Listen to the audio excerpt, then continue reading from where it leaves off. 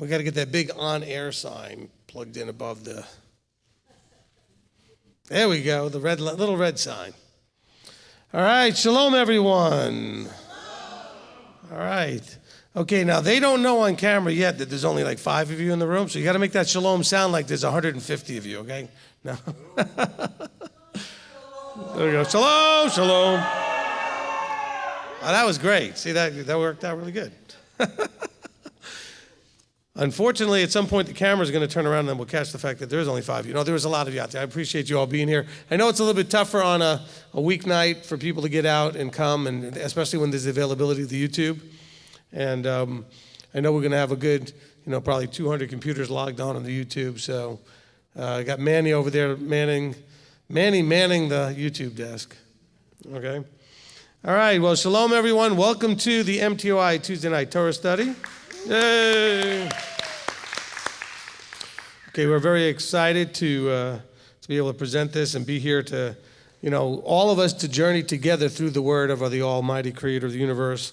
And so, this tradition that our Jewish brothers have been doing for a very long time is a very powerful tool in grounding us in the foundations of the Scripture as we go through the first 5 books on a 1-year cycle. I know there are others out there that do it on a 3-year cycle, but either way, at least you're getting that grounding, the foundation. A lot of times people forget as they're reading through from the sort of more the Christian-based way of looking at things, they try to read through the New Testament, they try to read through that and try to fit the old into that, etc. But this is your foundation. Everything else is built upon the foundation starting in Bereshit in Genesis and working its way through. And so the first 5 books, also known as the Chumash, okay, is the foundation. And we're now in the last book, the book of Devarim, the book of Deuteronomy. And in itself, the book of Deuteronomy is almost like a summation of a lot of the journey from the other books. Certainly from the journey that began in Egypt, as they were leaving Egypt. So anyway, we're going to continue that journey tonight. For those of you that are guests who are attending on the live stream, this is this is an organized or an organizational MTOI, Beth Shalom is the congregation here, event. You are guests if you're visiting, if you're not one of the regulars who's on every week. And if you are guests, I do encourage you to please be respectful of the fact that you're a guest. This is not an open forum like laying out the gauntlet of challenge for people to challenge anything that comes out of the microphone or anything that any people here in the group say. But this is our group doing a Torah study to which we are happy to have you attend and even participate if you can do so in a respectful manner. Okay? I think that's only fair. In other words, we ask that you would behave, hopefully, as you would behave if you were physically sitting here live, because we don't tend to do the things physically in person that we might do when we're facelessly on a computer. We are so much more brave when we're on a faceless computer and we're just typing stuff in. Okay. So the way this is going to work is we're going to start off by just making sure if there's any urgencies, prayer needs, and that kind of a thing here in the group, and as well as on the live stream. And if you're on the camera looking at me and you're wondering, why do I keep looking over there? Because that's where the live stream desk is, so I keep thinking of you guys being over there, but you're over here. Okay, so we're going to do the prayer needs, and then after that, we're going to read this week's Torah portion. After we read the Torah portion, we will then go into a discussion about it.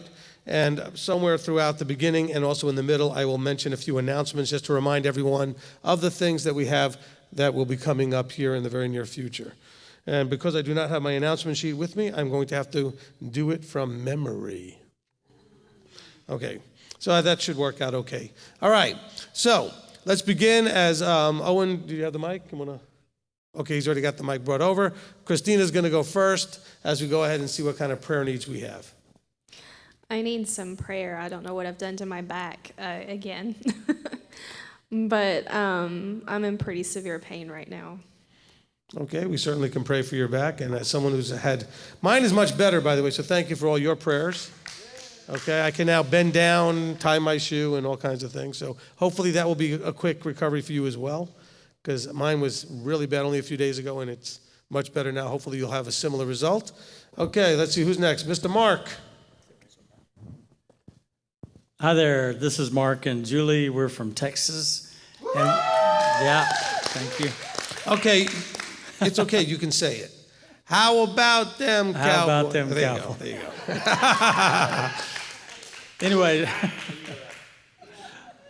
so we're in the area. We're considering moving here. We've been in prayer about it for a long time, and we're currently trying to get guidance on where to stay and how long to stay, as we have been looking and plan on keeping looking, if I can say that. But that that process requires money, and which we have, but we don't want to throw away too much or to spend too much in the process. So we need guidance for that. So we appreciate prayers. Amen. Amen. All right, awesome. Okay, so that's Mark and Julie from Dallas, and we're so glad to see them. We know them from going back, a couple of years of feasts here, and so fantastic. Okay, Rabbi Tom, next. Thank you. I have a praise report I heard from the Veterans Counselor in Goodwill. I guess I'm going to start my part-time job week after next. All right. And so I'll be lawfully employed. There you go. Part-time. All right, well, that's great. Awesome. I know you wanted to be. I'll be working for Habitat for Humanity. Okay, wonderful. Fantastic. Because I know you've wanted to do that for a while, and now your health has gotten well enough and things have gotten worked out, and now Abba provided you with the job. That's fantastic. All right. Okay, who's next? Okay, Dale. I just wanted to ask for prayers for Heidi. She's doing good. Her back's still a little, messed up, but she's got a job interview tomorrow. So I just want to ask for prayers for that. Okay, so theme, positive on jobs, negative on backs. Okay, I see a theme happening here. Okay, next. Okay, bring it to the live stream.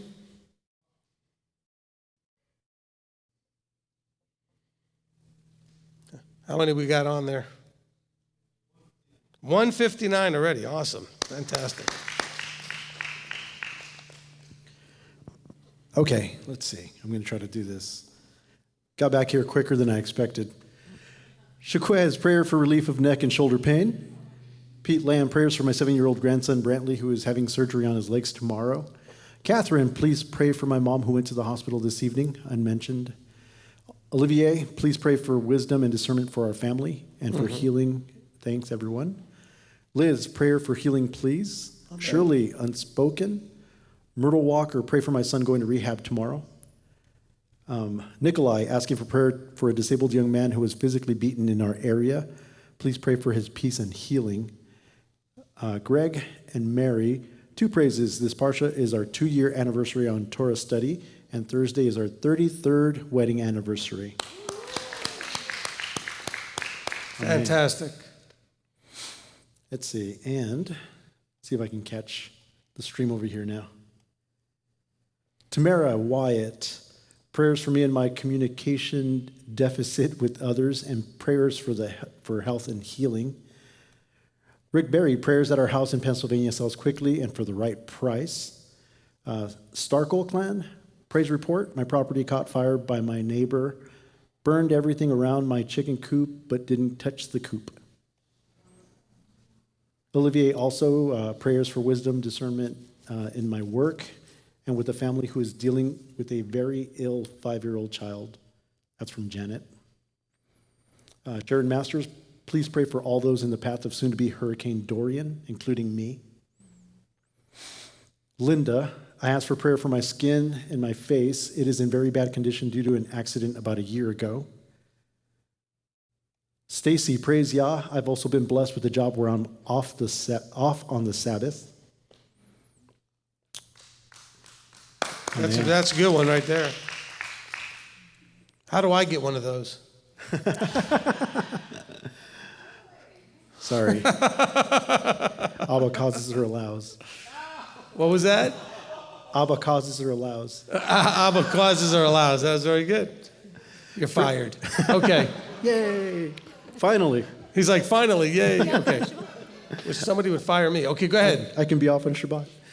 Fred Wilson, pray for my marriage. Walk softly. Oh, no. That's a Claudia.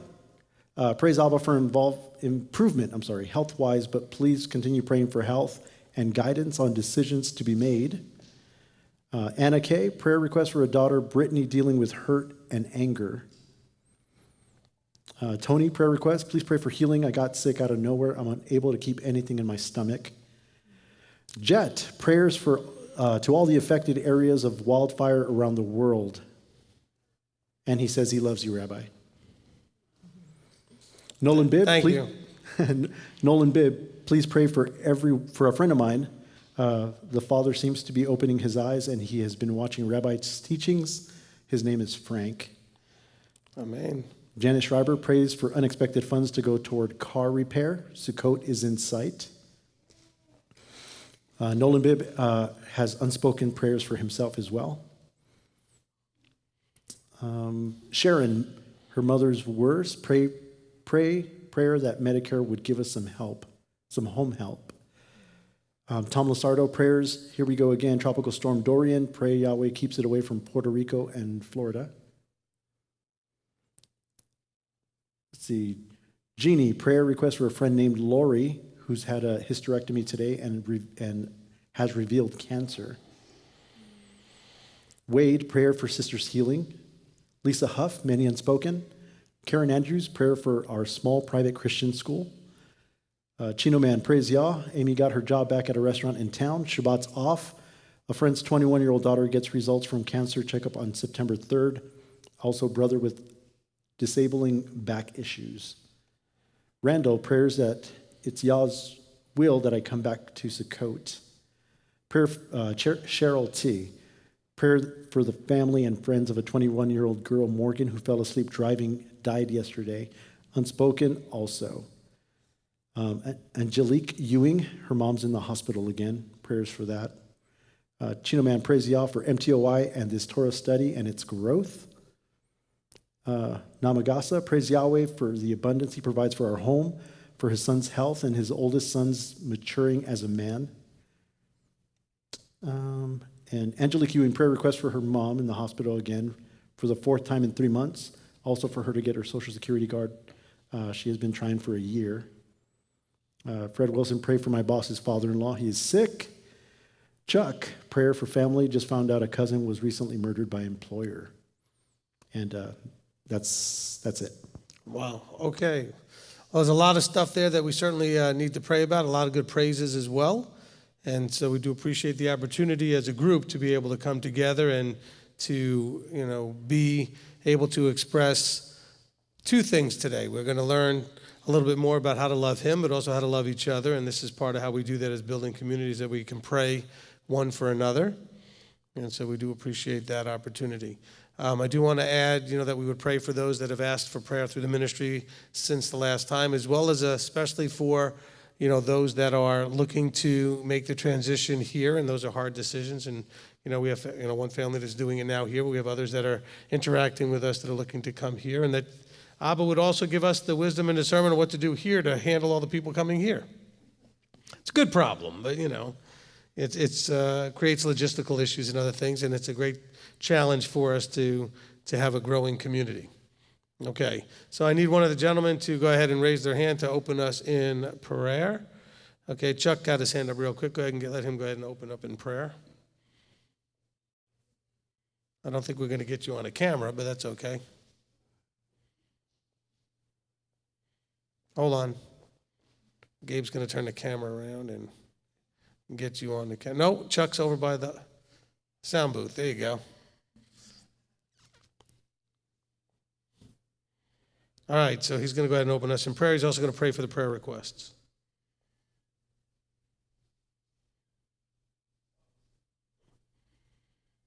It's too bad you don't know anything about the sound or a sound booth to be working with the microphone.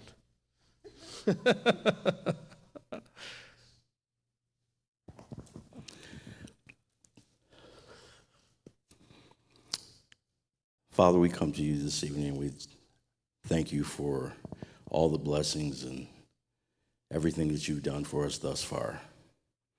Father, we ask that you would open our eyes, ears, and hearts to the Torah teachings this evening. Father, we ask that you would please attend to the needs of all of the prayers, requests that have been heard this evening and this week, and all those who have called in. And we just thank you that we can come to you when we have problems, when we feel that we can't go on or move forward or confused. Father, we just thank you for you being who you are and being there for us. We ask that you would give us strength and wisdom to be there to do the things that you would have asked us to do.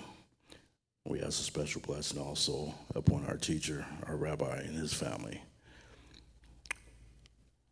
In the name of our Messiah, Yeshua, we pray, amen. Amen. Amen.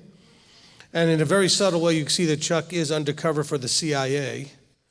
And in a very subtle way on his hat. There. Okay, no. Okay. So tonight, before we get started, I want to go ahead and give a couple of quick announcements, kind of remind everybody what's going on, because I know we have some people that will be on now and then others that will be coming on later. And this way we'll kind of announce these things real quickly. Excuse me. So a quick reminder of a couple of things. So we do this study every Tuesday night. There are a few exceptions when a holy day is involved, etc. But we do this every Tuesday night. We also have a live stream of our Shabbat service. So some of you may be on now that have never been with us before and didn't know that. So we do Shabbat service. That's at 1:00 p.m., 1 in the afternoon Eastern time on Saturdays. Okay, you can catch it right here on YouTube. This weekend, okay, we have a whole lot of things happening. So Friday night, are we doing it Friday night? Is that what we said? Okay, so Friday night, we didn't announce this before, but we decided we're going to do the Erev Shabbat thing here. Overwhelming response. Okay. Where's the person supposed to like have the thing that flashes on? It's applause, laugh, you know. All right, so we're going to do Erev Shabbat here for those who want to, because we have a lot of people coming in for the Labor Day weekend as well as for our garage sale and for other things. And it's also Rosh Chodesh, okay? And so we're going to be doing it this way. So Friday night we'll be here. Saturday we'll have services. Then Saturday after services and after we eat, we're going to have the men's class and the ladies' class. And then after that, we're going to have the Rosh Chodesh service. So some of you may just want to bring a tent, live here for the next couple of days, where it seems like we got praise practice tomorrow night, and then we got Thursday's kind of off, and then boom, Friday, Saturday, and just keep going. Okay, then Sunday and Monday is our garage sale. It's to support the MTOI Academy, which, by the way, is just absolutely doing great. I went up there today, and I didn't think that school was in because I didn't hear anybody. We've got the quietest school, I think, on the planet. You guys are awesome. I mean, everybody's got their headsets on. They're watching their videos. They're doing their schoolwork. They're whispering if they need to. It's very quiet. Everybody's getting work done. I was very pleased and very impressed. The first class we've ever had in the academy. It's fantastic. They're all doing a great job. Okay. But we are trying to raise funds for the academy, and so people that are bringing stuff, a couple of reminders. Bring it Sunday. We're selling it Sunday and Monday. You are going to be manning your own tables and booth or whatever and selling your stuff. Okay, so please don't just drop your stuff off here thinking we're going to just take care of it. Now, if you are going to drop your stuff off because someone else is going to take care of it, make sure you've arranged for that someone else who's agreed to take care of your stuff. Because maybe you have to work on that day, but you have somebody that can do it. But just make sure you make that arrangement, okay? So that's all good to go. Well, there was something else that I was going to announce. I guess that's it for that. Okay, then coming up after that, we have, of course, the Fall Holy Days. We've got trumpets on the 30th. We've got atonement on October 9th. We are going to have Bible study the day after trumpets, and we are going to do something the day before atonement on that Tuesday night, but it will not be a Torah study, but we'll do something. So plan to still be here, and we'll be doing something special for the Erev Yom Kippur. Then Sukkot, of course, comes up on the 14th through the 20th, and then the 21st is Shemini Atzeret. But we are going to be starting on the evening of the 13th, going into the 14th. So that Sunday night into Monday the 14th is when we'll be starting at the property in Black Mountain, North Carolina. It's called Ridgecrest. And so the Sukkot information is on our feast site website page, on the feast page. And we already have really pushing towards 300 people coming. 281 at this point. So, which if you consider that it was 265 over the weekend, it's already gone up 17 people in just a little bit. So 281, and I think we just got some more paperwork, so it's actually higher than that. Okay, so yes. Some of us might need to be prepared for the yard sale is going to be outdoors, or will it be indoors? Oh, the yard sale is going to be outdoors. Now, if the weather's no good, it will be. Well, we'll do something. I don't know what we'll do if the weather's no good, but it's planning to be done out there. Okay? We do have a lot of those tent canopy things that we used for the mikvah picnic, so we might be able to use some of those. I just don't know how much stuff we'll have and how many people are going to bring stuff. If the weather looks like it's going to be bad, bring your own little canopy tent thing. We'll help put it up, something that you can shelter your stuff under, but we'll have to just see. I don't know what the weather's supposed to be. Apparently, there's a possible hurricane coming towards Florida, but I don't know when that will be hitting there, and then when that will actually maybe affect coming up this way. If it hasn't hit there yet, that means that it probably won't affect us until later into next week, because it will probably be hitting there closer to the weekend. So, which is what it's saying. Okay, yeah. So we'll probably be okay. And actually, if there is something actually heading towards the Gulf, it tends to suck all of the moisture into it and dry everybody else out temporarily before it hits. So, we should then have a good shot. I will look at the weather and we'll see. Okay. So those are the quick announcements. A couple other things to mention. I know that we have only mentioned it briefly. Only 1 or 2 people have taken an interest in this, but we do actually have a Torah Scroll Fund. Okay? And so a couple of people have heard me mention that once briefly, and they started contributing to it, and that's exciting. So if you have interest in helping us to eventually purchase a handmade, handwritten, Torah scroll, like a traditional real Torah scroll, we certainly appreciate that. Just mark any donation you say and write Torah scroll on it, or Torah scroll fund or something like that, and we'll put it in the right account. Because we have a separate banking account for that. All right, I think that's going to cover it for the announcements. Did I miss anything? Look over to the... Nope. Okay, I think that we did pretty good. It was all from memory, so I think I hopefully got all of that in there. All right, yes? Well, it's not going to be a service as much as I don't know if we're going to do it as a service, but we are going to meet here. I think that we do that usually around, 6:30? Or 6? 6:30, right? About 6:30, we might get started eating by 7. Something at 6:30 range, 6:30, 7 o'clock range. Okay. I will probably still be here just from all day long, so I don't know what time. So I don't think about those things. Okay? But, think about being here with food that might need to get prepped or heated up or anything that by 7. Okay? Or 6:30 when we'll get started.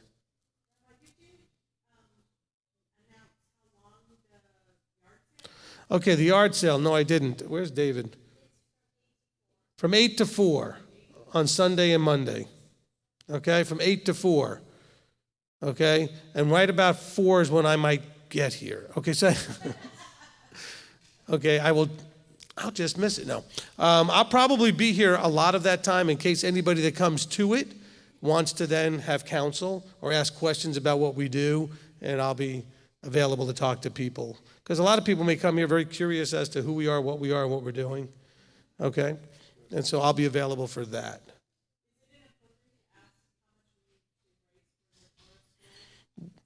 Is it inappropriate to ask how much we need to raise for the Torah scroll? It's not inappropriate. I don't know how much. I mean, I'm not sure yet if we're going to, what price range we're going to look at and what quality of scroll. They do run anywhere between, $7,000 or $8,000 for like a decent conditioned, World War II Holocaust type scroll.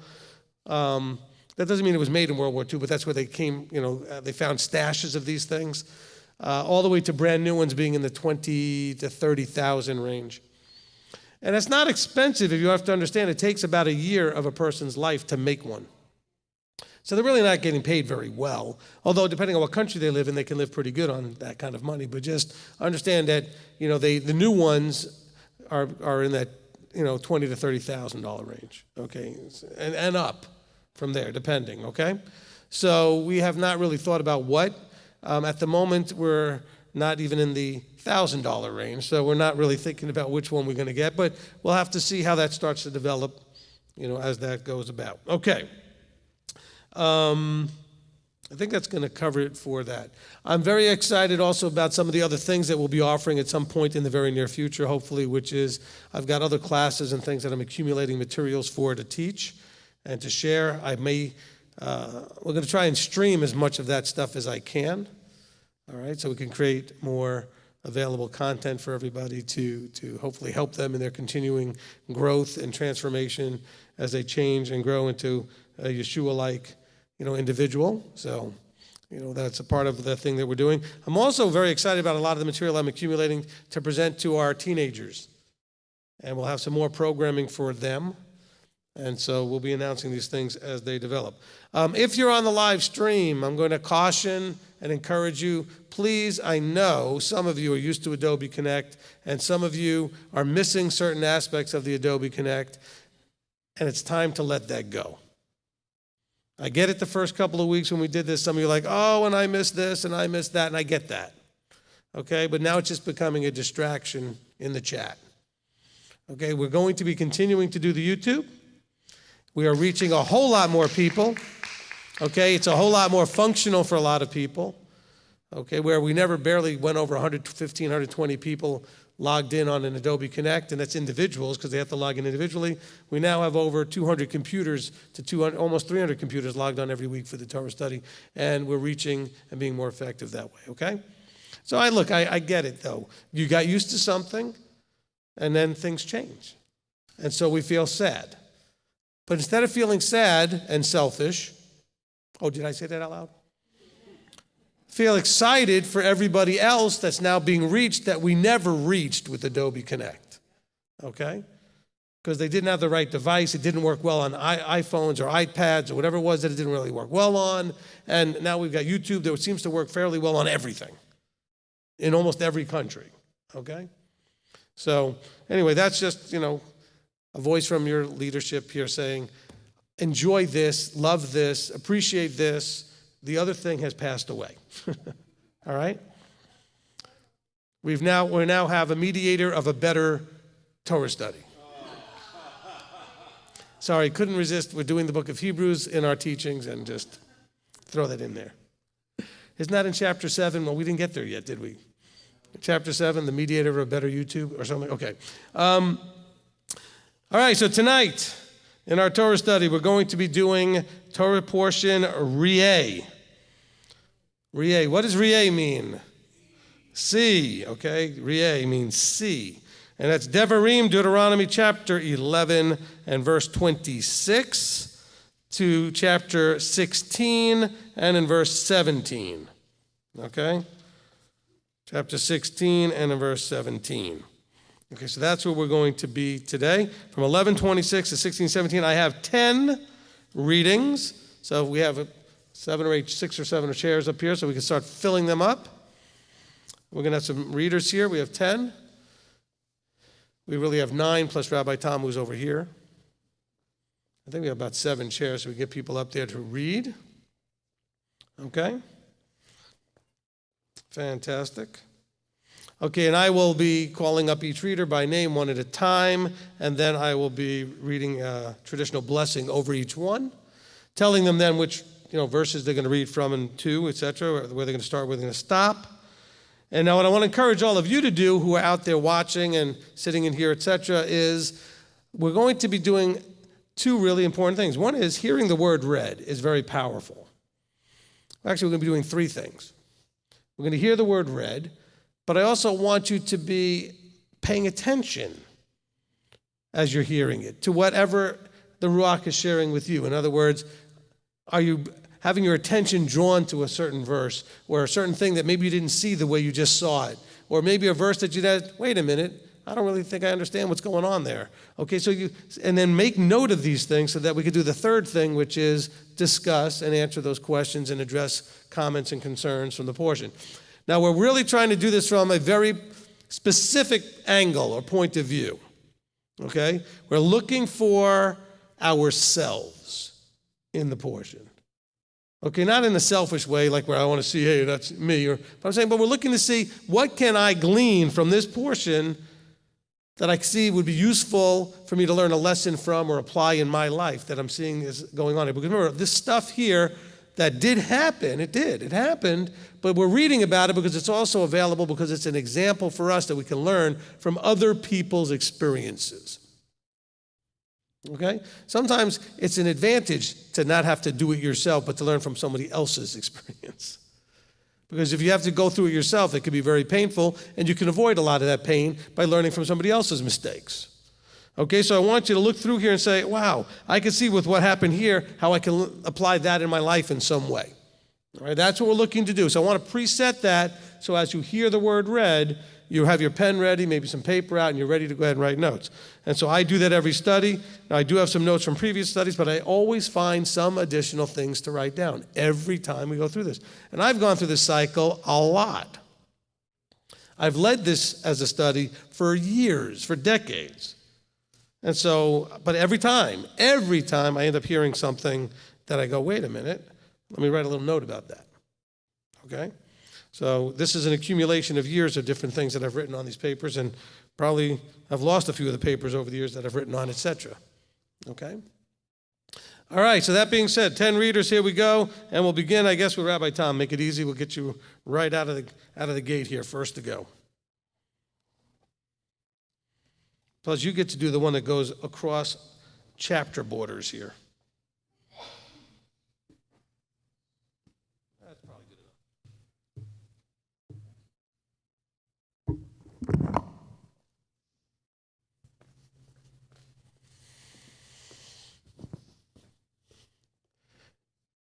He who blessed our fathers, Abraham, Isaac, and Jacob, may he bless Rabbi Tom, who's come up to honor Yahweh and the Torah. May the set-apart one bless him and his family and send blessing and prosperity on all the works of his hands. Amen. Okay, Rabbi Tom's going to start us in chapter 11 and verse 26 and go to chapter 12 and verse 7.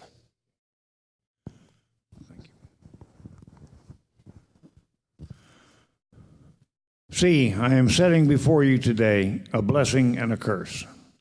The blessing when you obey the commands of Yahweh, your Elohim, which I command you today. And the curse if you do not obey the commands of Yahweh, your Elohim, but turn aside from the way which I command you today, to go after other mighty ones which you have not known. And it shall be, when Yahweh your Elohim has brought you into the land which you go to possess, that you shall put the blessing on Mount Gerizim, and the curse on Mount Ebal. Are they not beyond the Jordan toward the setting sun in the land of the Canaanites, who dwell in the desert plain opposite Gilgal, beside the terebinth trees of Moreh? For you are passing over the Jordan to go in to possess the land which Yahweh your Elohim is giving you, and you shall possess it and dwell in it, and shall guard and do all the laws and right rulings which I am setting before you today. These are the laws and right rulings which you guard to do in the land which Yahweh your Elohim of your fathers is giving you to possess all the days that you live on the soil. Completely destroy all the places where the nations which you are possessing serve their mighty ones, on the high mountains and on the hills and under every green tree. And you shall break down their slaughter places and smash their altars and burn their asherim with fire. And you shall cut down the carved images of their mighty ones and shall destroy their name out of that place. Do not do so to Yahweh your Elohim, but seek the place which Yahweh your Elohim chooses out of all your tribes to put his name there, for his dwelling place, and there you shall enter. And there you shall take your ascending offerings, and your slaughters, and your tithes, and the contributions of your hand, and your vowed offerings, and your voluntary offerings, and the firstlings of your herd and of your flock. And there you shall eat before Yahweh your Elohim, and shall rejoice in all that you put your hand to, you and your households, in which Yahweh your Elohim has blessed you. Amen. Amen. Okay, thank you, Rabbi Tom. Okay, Owen. He who blessed our fathers, Abraham, Isaac, and Jacob, may he bless Owen, who's come up to honor Yahweh in the Torah. May the set apart one bless him and his family, and send blessing and prosperity in all the works of his hands. Amen. Okay, Owen's going to take us now from chapter 12, verse 8 through 19.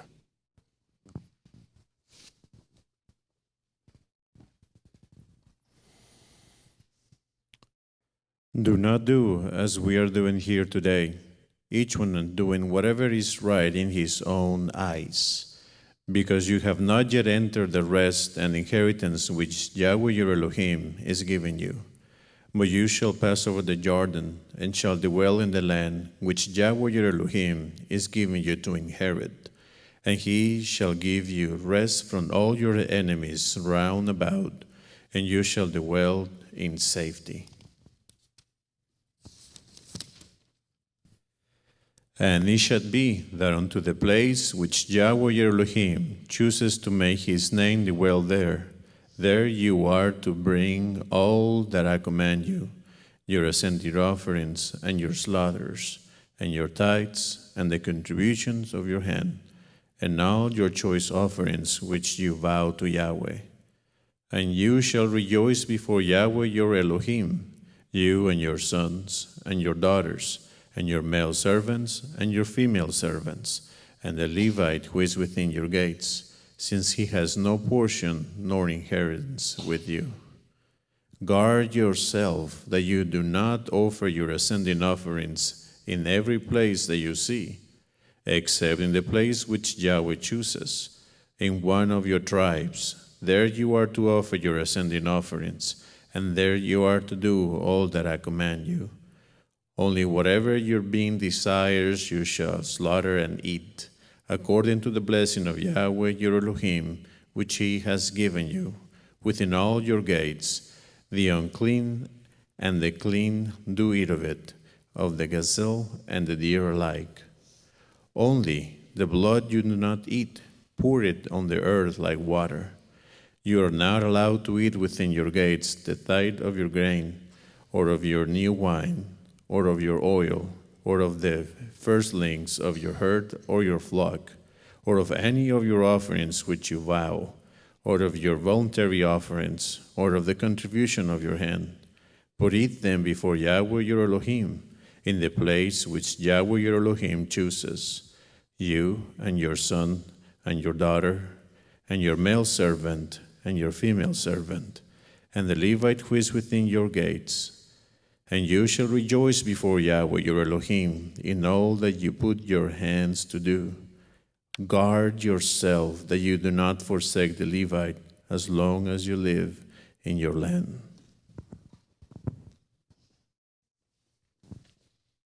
Amen. Amen. Okay, Evie, come on up. He who blessed our fathers, Abraham, Isaac, and Jacob, may he bless Evie, who's come up down to Yahweh in the Torah. May the set apart one bless her and her family, and send blessing and prosperity in all the works of her hands. Amen. Okay, Evie's going to take us now from verse 20 to the end of the chapter.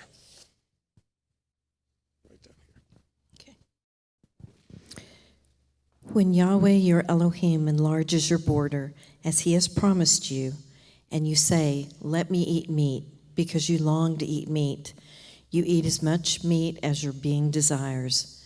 When the place where Yahweh your Elohim chooses to put his name is too far from you, then you shall slaughter from your herd and from your flock, which Yahweh has given you, as I have commanded you, and you shall eat within your gates as much as your being desires. Only as the gazelle and the deer are eaten, so you are to eat of it. The unclean and the clean alike eat of it. Only be strong not to eat the blood, for the blood is the life. Do not eat the life with the meat. Do not eat it, You pour it on the earth like water. Do not eat it, that it might be well with you and your children after you, when you do what is right in the eyes of Yahweh. Only the set-apart gifts which you have and your vowed offerings you are to take up and go to the place where Yahweh chooses. And you shall make your ascending offerings, the meat and the blood, on the slaughter place of Yahweh your Elohim. And the blood of your slaughterings is poured out on the slaughter place of Yahweh your Elohim, and you eat the meat. Guard and obey all these words which I command you, that it might be well with you and your children after you forever, when you do what is good and right in the eyes of Yahweh your Elohim. When Yahweh your Elohim does cut off from before you the nations which you go to dispossess, and you dispossess them and dwell in their land, guard yourself that you are not ensnared to follow them after they are destroyed from before you, and that you do not inquire about their mighty ones, saying, how did these nations serve their mighty ones? And let me do so too. Do not do so to Yahweh your Elohim, for every abomination which Yahweh hates they have done to their mighty ones, for they even burn their sons and daughters in the fire to the mighty ones. All the words I am commanding you, guard to do it. Do not add to it nor take away from it.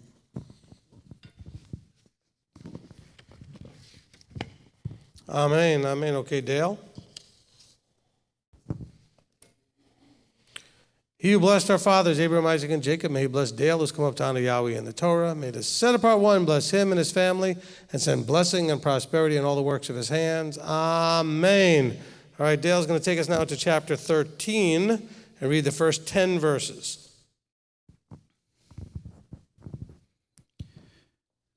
When there arises among you a prophet or a dreamer of dreams, and he shall give you a sign or a wonder, and the sign or wonder shall come true, of which he has spoken to you, saying, let us go after other mighty ones, which you have not known, and serve them. Do not listen to the words of that prophet or that dreamer of dreams, for Yahweh your Elohim is trying you to know whether you love Yahweh your Elohim with all your heart and with all your being. Walk after Yahweh your Elohim and fear him, and guard his commands, and obey his voice, and serve him and cling to him. And that prophet or that dreamer of dreams is put to death because he has spoken apostasy against Yahweh your Elohim, who brought you out of the land of Mitzrayim and ransomed you from the house of bondage, to make you stray from the way which Yahweh your Elohim commanded you to walk. Thus you shall purge the evil from your midst. When your brother, the son of your mother, or the son of your daughter, or the wife of your bosom, or your friend who is as your own being entices you secretly, saying, let us go and serve other mighty ones which you have not known, neither you nor your fathers, of the mighty ones of the people which are all around you, near to you or far off from you, from one end of the earth to the other end of the earth. Do not agree with them or listen to them, nor shall your eye pardon him, nor spare him, or conceal him. But you shall certainly kill him. Your hand is first against him to put him to death, and afterward the hands of all the people. And you shall stone him with stones until he dies, because he sought to entice you away from Yahweh your Elohim, who brought you out of the land of Mitzrayim from the house of bondage. Amen. Amen. Okay, Christina?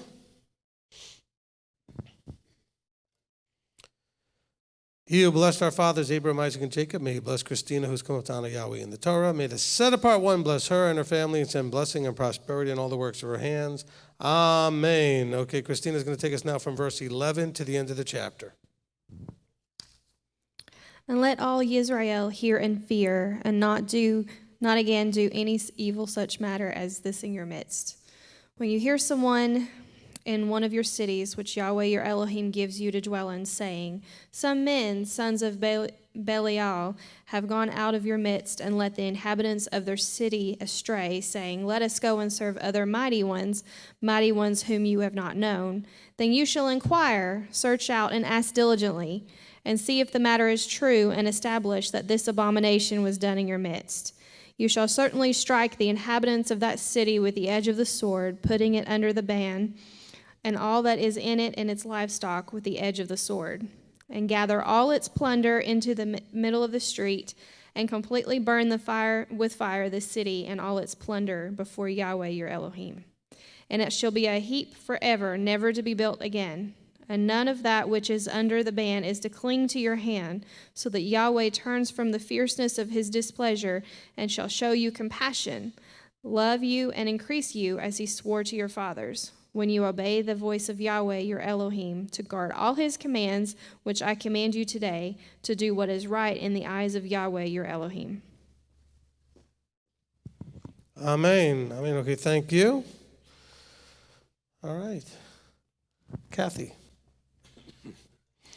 He who blessed our fathers, Abraham, Isaac, and Jacob, may he bless Kathy, who's come out of Yahweh in the Torah. May the set apart one bless her and her family, and send blessing and prosperity in all the works of her hands. Amen.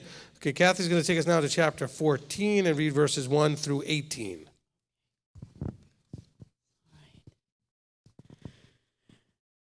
You are the children of Yahweh, your Elohim. Do not cut yourselves or shave the front of your head for the dead, for you are a set-apart people to Yahweh, your Elohim. And Yahweh has chosen you to be a people for himself, a treasured possession above all the peoples who are on the face of the earth. Do not eat whatever is abominable.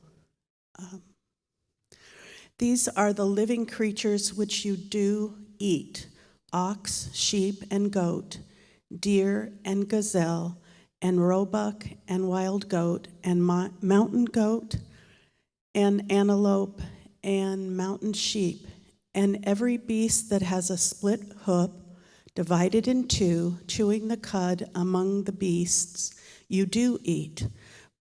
But of those chewing the cud, or those having a split hoof completely divided, you do not eat.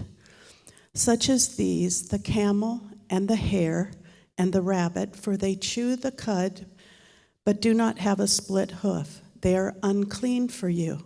And the pig is unclean for you, because it has a split hoof, but does not chew the cud. You do not eat their flesh or touch their dead carcasses. These you do eat of all that are in the waters, all that have fins and scales you do eat. Rabbi, I forgot where I'm supposed to go to. 18, thank you. And whatever does not have fins and scales, you do not eat. It is unclean for you. Any clean bird you do eat, but those you do not eat, the eagle, but these you do not eat: the eagle, the vulture, and the black vulture, and the red kite, and the falcon, and the buzzard after their kinds, and every raven after its kind, and the ostrich, and the nighthawk, and the seagull, and the hawk after their kinds, the little owl, and the great owl, and the white owl, and the pelican, and the carrion vulture, and the fisher owl, and the stork, and the heron after its kind, and the hoopie, and the bat. Hoopie and the Bat. Wasn't that a band in the 70s? Okay, I'm sorry. I'm sorry, I could not resist. In the 60s. Okay, see, I didn't get much sleep last night. You guys are in trouble. All right, he who blessed our fathers, Abraham, Isaac, and Jacob, he blessed May, who's come down to Yahweh in the Torah. May the set apart one bless her and her family, and send blessing and prosperity in all the works of her hands. Amen. Okay, May's going to take us now from verse 19 to the end of chapter 14. And every creeping insect that flies is unclean for you. They are not eaten. Any clean bird you do eat. Do not eat whatever dies of itself. Give it to the stranger who is within your gates to eat it, or sell it to the foreigner. For you are set apart people to Yahweh your Elohim. Do not cook a young goat in its mother's milk. You shall tithe without fail all the yield of your grain that the field brings forth year by year.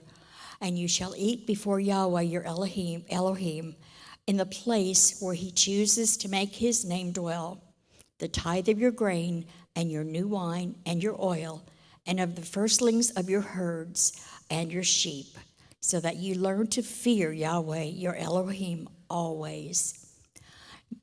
But when the way is too long for you, so that you are not able to bring the tithe, or when the place where Yahweh your Elohim chooses to put his name is too far from you, then Yahweh your Elohim is blessing you. Then you shall give it in silver, and shall take the silver in your hand, and go to the place which Yahweh your Elohim chooses. And you shall use the silver for whatever your being desires, for cattle or sheep, for wine or strong drink, for whatever your being desires. And you shall eat there before Yahweh your Elohim, and you shall rejoice, you and your household. And do not forsake the Levite who is within your gates, for he has no part with an inheritance with you. At the end of every 3rd year, you bring out all the tithe of your increase of that year, and store it up within your gates.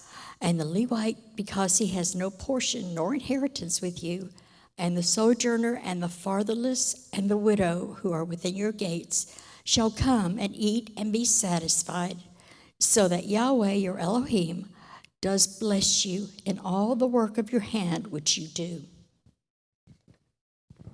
Amen. Amen. Okay, thank you, May.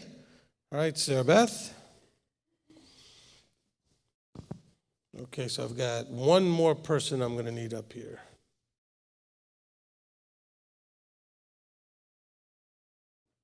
All right, good. All right. He who blessed our fathers, Abraham, Isaac, and Jacob, may he bless Sarah Beth, who's come up to honor Yahweh in the Torah. May the set apart one bless her and her family and send blessing and prosperity in all the works of her hands. Amen. Okay, Sarah Beth's going to take us now into chapter 15 and read verses 1 through 11.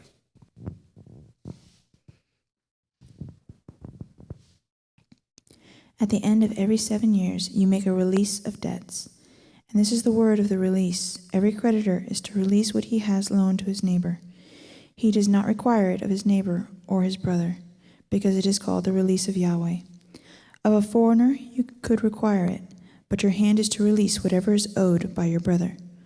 Only there should be no poor among you, for Yahweh does greatly bless you in the land which Yahweh your Elohim is giving you to possess as an inheritance. Only if you diligently obey the voice of Yahweh your Elohim, to guard to do all these commands which I am commanding you today. For Yahweh your Elohim shall bless you as he promised you, and you shall lend to many nations, but you shall not borrow, and you shall rule over many nations, but they do not rule over you. When there is a poor man with you, one of your brothers within any of your gates in your land, which Yahweh your Elohim is giving you, do not harden your heart, nor shut your hand from your poor brother. For you shall certainly open your hand to him, and certainly lend him enough for his need, whatever he needs. Be on guard, lest there be a thought of Belial in your heart, saying, the 7th year, the year of release, is near, and your eye is evil against your poor brother, and you give him naught, and he shall cry out to Yahweh against you, and it shall be a sin in you. And you shall certainly give to him, and your heart should not be grieved when you give to him, because for this reason Yahweh your Elohim does bless you in all your works and in all to which you put your hand.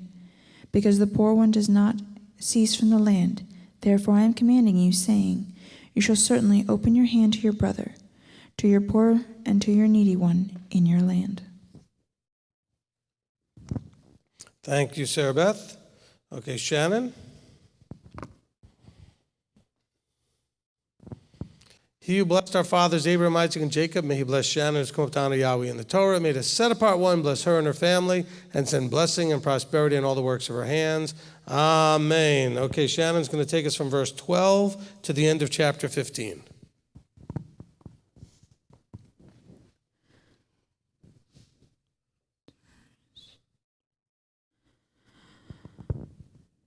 When your brother is sold to you, a Hebrew man or a Hebrew woman, and shall serve you 6 years, then let him go free from you in the 7th year.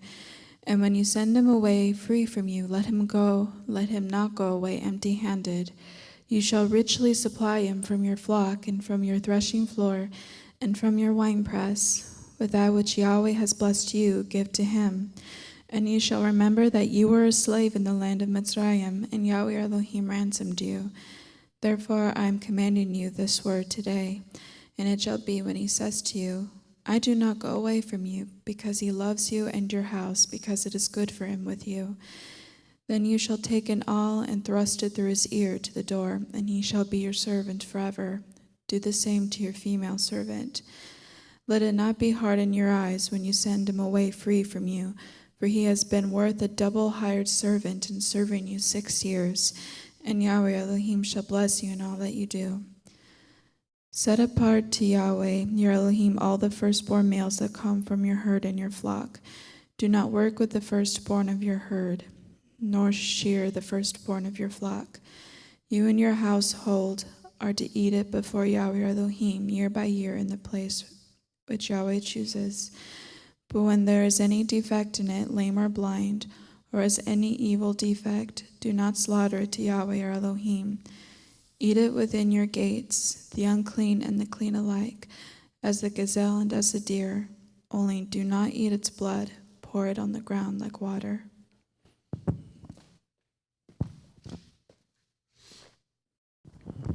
Amen. Amen. Thank you, Shannon. Okay, last reader, Mark, come on up. He who blessed our fathers Abraham, Isaac, and Jacob may bless Mark, who's come up down to Yahweh in the Torah, made a set-apart one, bless him and his family, and send blessing and prosperity on all the works of his hands. Amen. Okay, Mark's going to take us into chapter 16 and read verses 1 through 17. Thank you. Guard the new moon of Abib and perform the Pesach to Yahweh your Elohim. For in the new moon of Abib, Yahweh your Elohim brought you out of Mitzrayim by night. And you shall slaughter the Pesach to Yahweh your Elohim from the flock and the herd in the place where Yahweh chooses to put his name. Eat no leavened bread with it. For 7 days you eat unleavened bread with it, bread of affliction, because you came out of the land of Mitzrayim in haste, so that you remember the day in which you came out of the land of Mitzrayim all the days of your life. And no leaven should be sent with you in all your border for 7 days. Neither should any of the meat which you slaughter in the evening on the first day stay all night until morning. You are not allowed to slaughter the Pesach within any of your gates, which Yahweh your Elohim gives you. But at the place where Yahweh your Elohim chooses to make his name dwell, there you slaughter the Pesach in the evening, at the going down of the sun, at the appointed time you came out of Mitzrayim. And you shall roast and eat it in the place which Yahweh your Elohim chooses. And in the morning you shall turn and go to your tents. 6 days you eat unleavened bread, and on the 7th day there is a closing festival to Yahweh your Elohim. You do no work. Count 7 weeks for yourself. Begin to count 7 weeks from the time you begin to put the sickle to the grain. And you shall perform the festival of Shavuot to Yahweh your Elohim, according to the voluntary offering from your hand, which you give as Yahweh your Elohim blesses you. And you shall rejoice before Yahweh your Elohim, you and your son and your daughter and your male servant and your female servant, and the Levite who is within your gates, and the stranger and the fatherless, and the widow who are in your midst, at the place where Yahweh your Elohim chooses to make his name dwell. And you shall remember that you were a slave in Mitzrayim, and you shall guard and do these laws. Perform the festival of Sukkot for 7 days after the ingathering from your threshing floor and from your winepress. And you shall rejoice in your festival, you and your son and your daughter, and your male servant and your female servant, and the Levite, and the stranger and the fatherless, and the widow who are within your gates. For 7 days you shall celebrate to Yahweh your Elohim in the place which Yahweh chooses, because Yahweh your Elohim does bless you in all your increase and in all the works of your hands, and you shall only be rejoicing. 3 times a year all your males appear before Yahweh your Elohim in the place where he chooses, at the festival of Matzot, and at the festival of Shavuot, and at the festival of Sukkot. And none should appear before Yahweh empty-handed, but each one with the gift of his hand, according to the blessing of Yahweh your Elohim, which he has given you. Amen. Amen. Okay, thank you, Mark. Give me a second to go ahead and change this over a little bit. Excellent job by all the readers today. Yeah, you can clap. That was good. Excellent job. Thank you. Let me get the mic stand.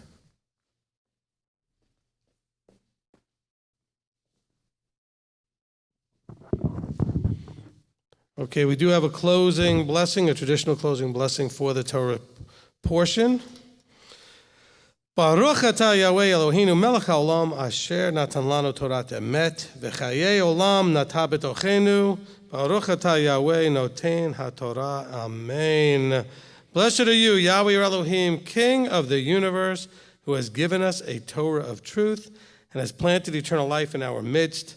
Blessed are you, Yahweh, giver of the Torah. Amen. Amen. Awesome. Yeah, we can, hey. All right, so I guess we're going to be having a fairly short study because there wasn't a whole lot in this Torah portion, so I guess. Okay, so, man, I don't know if we have enough time for all that we were having this Torah portion. This is a really jam-packed Torah portion. Lots of really good things, lots of stuff I'm sure people have questions about. And so let's go ahead and get started. Just a quick reminder for those of you who may have just logged in and were a little late. Announcements-wise, this is a very big week. We do have Friday night, we're going to be doing our Erev Shabbat here. So if you want to participate, we're going to be doing Erev Shabbat here. Do it like our normal potluck. Bring like you would on Shabbat. Bring food for you, for your family, enough for others. We're not doing it as an organized thing where there's a theme and everybody brings a piece of it. Just bring your normal own, like you would on a Saturday. Only thing is you can actually cook it and get it ready because sundown won't be till about 8:10, something like that. So close to 8 o'clock. And we're going to get started about 6:30. Then on Shabbat, after services, after we eat, we have a men's class, the ladies' class. And then for all of you on live stream, as well as those here, we're going to be doing around 8:30. We'll be doing the Rosh Chodesh service for the month of Elul, okay, the month of Elul, the last month before we get to Tishrei. And we get to Rosh Hashanah, we get to trumpets. Okay, and that's coming up on September the 30th, okay? And then we have October 9th, Yom Kippur, and then we have Sukkot from the 14th to the 20th, with Shemini Atzeret on the 21st. We will be going to the feast site from the 13th to the 22nd, but also understand that on the 12th, there will be no Shabbat service here. We will live stream it from the feast site because the sound system and all of the video system and everything else is going to have to already be on property. So we'll be ready to get started on Sunday and Monday. So the only way to do that and get it all done fast enough going 4 hours from here is to get there earlier. So there will not be a live service here. It'll be live from Black Mountain, North Carolina. Okay. Oh, and also our garage sale, for those of you participating here, will be on this Sunday, Monday, September 1st and 2nd. And I think it's going to run from about 8 till about 4 each day. So, and that's to support the new MTOI school, the MTOI Academy. All right, that's a lot of stuff. Now, so as we go through the Torah portion, a few ground rules. First of all, we're all going to be polite and respectful, especially all you guys out there. I know we have some guests. I'm glad you're here, but please be respectful. Okay, now, I'd like us to go somewhat chronologically because you need to often have the flow of the story to kind of know what's going on. So let's try to see if we could start in chapter 11 and work our way through to 16. That's not a strictly held rule, but it's a good guideline principle for us, as well as I want to see that we are looking for what we are gleaning of ourselves or things that we can do or apply. There's a lot of things in here for us to do and apply or not to do. There's a lot of instructions not to do stuff and some warnings, etc. Okay?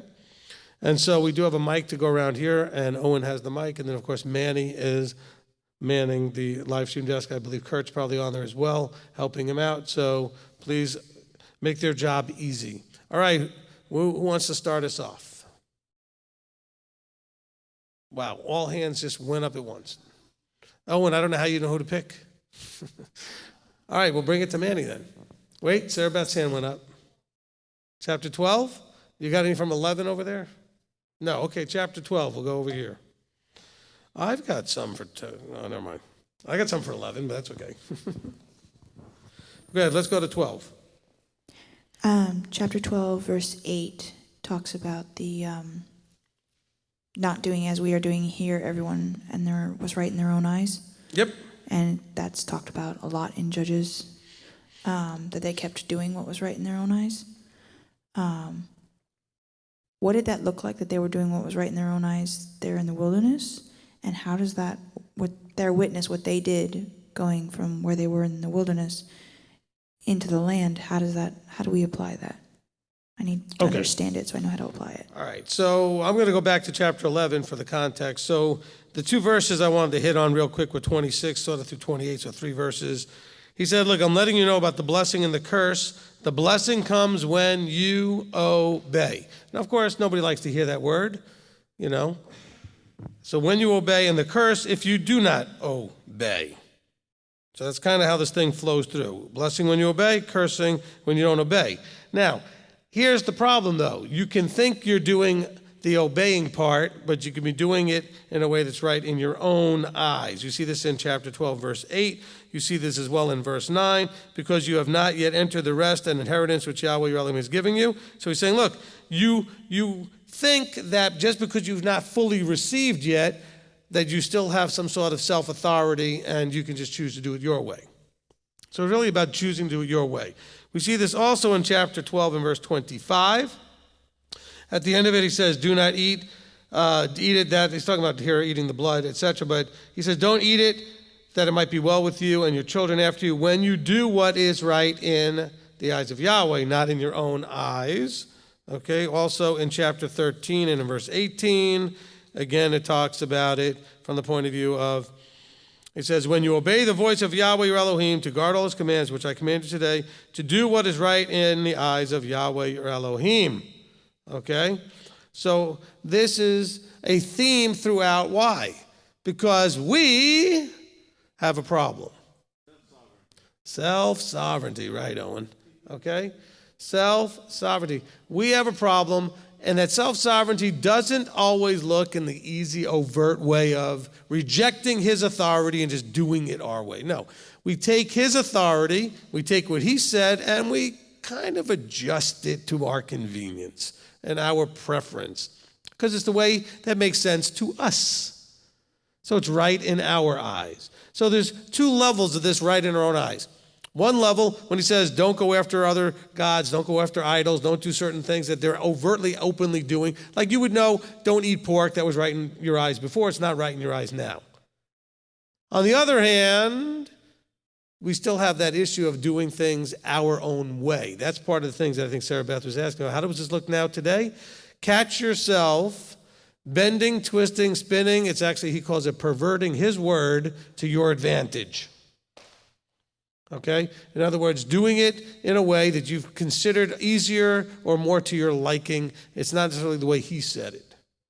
That often happens, by the way, when people talk to me, or whoever the person is in the me position, the leadership, the rabbi, the pastor, whoever's the teacher, and you don't happen to like or agree with what they say, but you're going to do it your way. Okay, I want to say something kind of really strong here, but it's important, and we're not there yet. We'll be there next week. We're going to get to chapter 17. Now, I know everybody feels it's important to keep the 10 Commandments. I know that you feel that most of the other commandments as well, if hopefully not just most, but all of the other commandments as well are important too. But we don't seem to understand that there is instruction from Yahweh through Moses about how you deal with leadership, and that not following their instruction, if they truly are anointed, appointed of Yah, is arrogance. And actually, that's the kind of arrogance that should be purged. It says in verse 12 and 13 of chapter 17. We'll deal with that next week. But it's leading up to that now, okay? So we're leading up to that. So what's going on here? Why would they be called arrogant? Because they went and got a judgment or a decision from a leadership and then decided that that wasn't exactly right in their own eyes, so I'm going to do it my way, okay? Now, you might say, and you'd be right, wow, that is absolutely the most scariest thing I've ever heard. What if the leadership's wrong? What if I get myself in all kind of trouble? Blah, blah, blah, blah. And you are right to feel that way. But yet, It's a Torah instruction. So step one always goes back to what I've said like 1,000 times. You have to find that leadership. Paul says they exist. I believe Paul is right. Yahweh says that we need to have those people, so I believe he's right. And so he wouldn't leave us without those that we could go to, turn to, and get guidance. He never says they'll be perfect. He never says they won't make a mistake. But he does say that you need to be able to trust them if you've done the vetting and have the relationship to do so. Look, in chapter 13, there's a huge thing about what we call beware false prophets. A lot of you have seen that teaching I did. But here's the thing that we have to remember, the word knowing.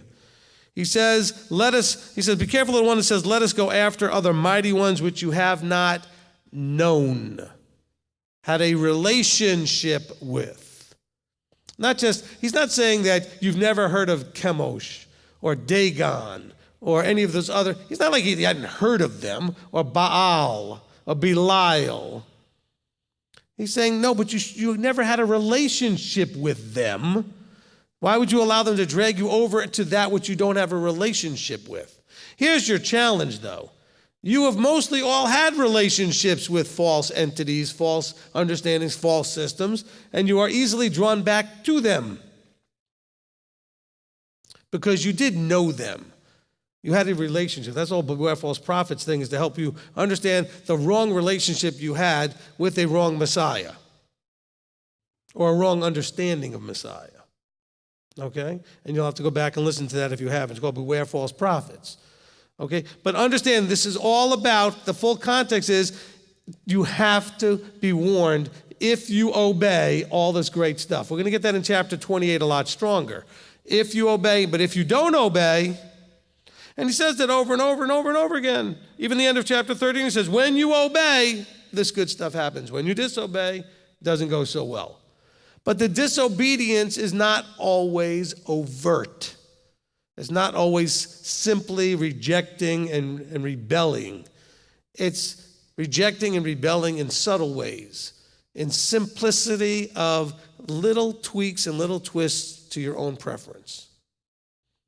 And that's the doing it what's right in your own eyes problem. Okay? So how do we apply this today? That's how we apply it today. Try to see where you're doing it. You know, if you tend to, how do I want to say this? All right. If you don't agree with me, I'm just the teacher in this particular case. I'll use me as the example. Then why are you here? Why are you under the covering? Why would you ask me for counsel? In other words, because it's not about agreeing with me. It's about deciding I am the person you're supposed to be allowing that position of influence or not. Okay? And once you've done that, you should not be doing any more, well, I like most of what you say. The rest of it, I'll just do whatever I want. I will never meddle in your life and make you do anything. Or make you stop doing anything.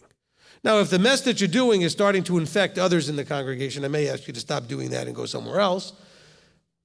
But I'm not here to get and impose myself. You have to choose how you do. However, if you come to a leader, if you come to the teacher, Deuteronomy 17, we'll get to next week, says, don't go unless you're willing to take their advice and do what they say. But you want what you want. I want the counsel and I want the advice, but I also want to do whatever I want. So what does it look like when he says, you who are doing what's right in your own eyes? Go back and listen to the teaching, whose eyes are you right in? Are you right in your eyes? In the book of Shoftim, book of Judges, it says, and there was no king in Israel. Not because there literally just wasn't a king, but there was no authority ruling in Israel because each one was going and doing according to what was right in their own eyes. He can't sit on the throne if you're going to do that. I don't want to sit on the throne. The only reason you should be listening to me is you think you're listening to him through me. Does that make sense? If you think you're just listening to me, why are you even listening? That's a waste of time. Why would you listen to me? Don't be listening to man. But if you think you're hearing him through me, I'm not saying like channeling or whatever, but if you think that I'm able to give you information because of the calling to share what he has put in his book and give you that insight, then why do you resist? Why do you argue? Why do you? That's what the whole problem is in this book. They did that with Moses. They did that with the prophets. They did it with every leader everywhere, and usually they killed them.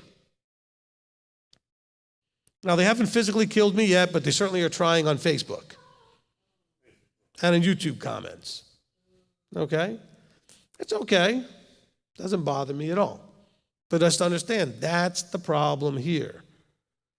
You need to ask yourself and prayerfully ask the Father, what am I doing, if anything, that's doing what's right in my own eyes? Okay? And that's really, really important. So thank you for bringing that up, Sarah Beth. That was one of my important notes in my list here to cover. As you knew, that's why I had all the other verses to show where in this Torah portion alone it comes up 3 times. In chapter 12:8, chapter 12:25, and chapter 13:18. Just in one Torah portion. That's powerful stuff. Okay, who's next? Okay, Christina?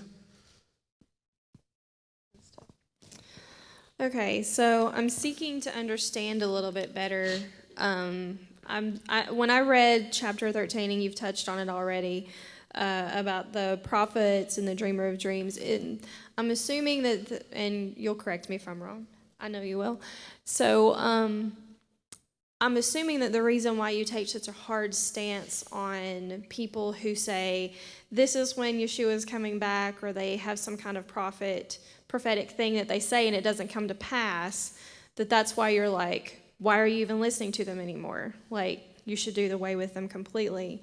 But also the other part that I'm looking at, and this might be a big statement, and I'm kind of nervous to say it, but anything that has to do with the Christianity realm, including the music, which to me is a big deal because I love music and I love dancing and I love praise and worship, and, well, it'd be praise. But so I know that you have a strong stance against Christian music and anything to do with like the Christianese stuff.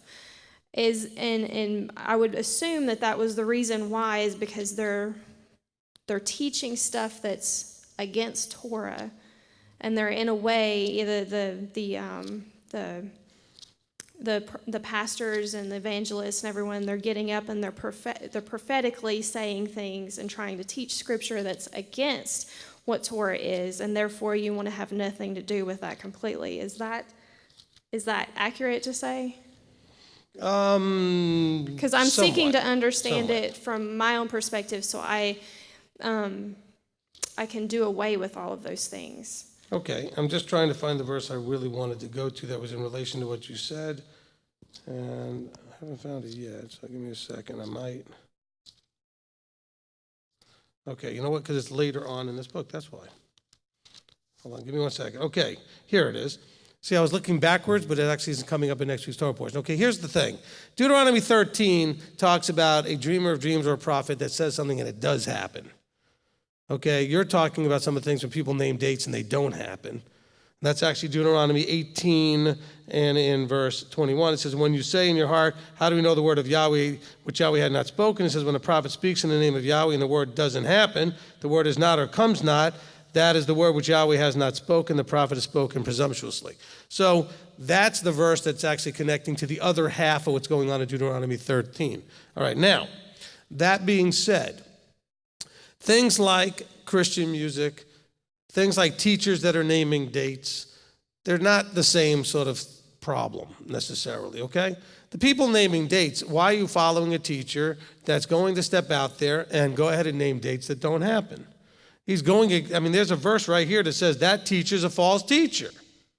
Oh, but Rabbi, I like him. You have no idea how important he was in my life or whatever when I first started the walk and blah, blah, blah, blah, blah, blah, blah, blah. See, that's when you're starting to spin things because it's what's right in your own eyes. It's right in your own eyes to keep listening to that teacher because you like them. Where does it say that all of this applies unless you like the teacher? Okay? And there are a few big-name teachers out there that have named dates pretty good. He says, no, look, when they say the Yahweh, in the name of Yahweh, the word, and they speak in the name of Yahweh, that means that they're an anointed appointed, they're speaking authoritatively, that something is going to happen, and it doesn't, That is the word that Yahweh had not spoken, and he says, do not listen to them, do not be afraid of them. They've spoken presumptuously. Why would you follow that? Well, but you don't understand. I like the way that person's style is, or the way they teach, or they're gentle, or they're funny, or they're whatever.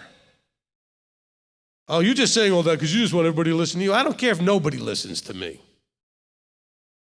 Be a lot easier. I go do something else. I'm just saying, I'm not, this is the hardest job that I could possibly have. Okay? Anything I could do would be easier than this. So I don't want everybody to listen to me. That's the point. But why do you listen to people that are clearly have already set themselves up as false?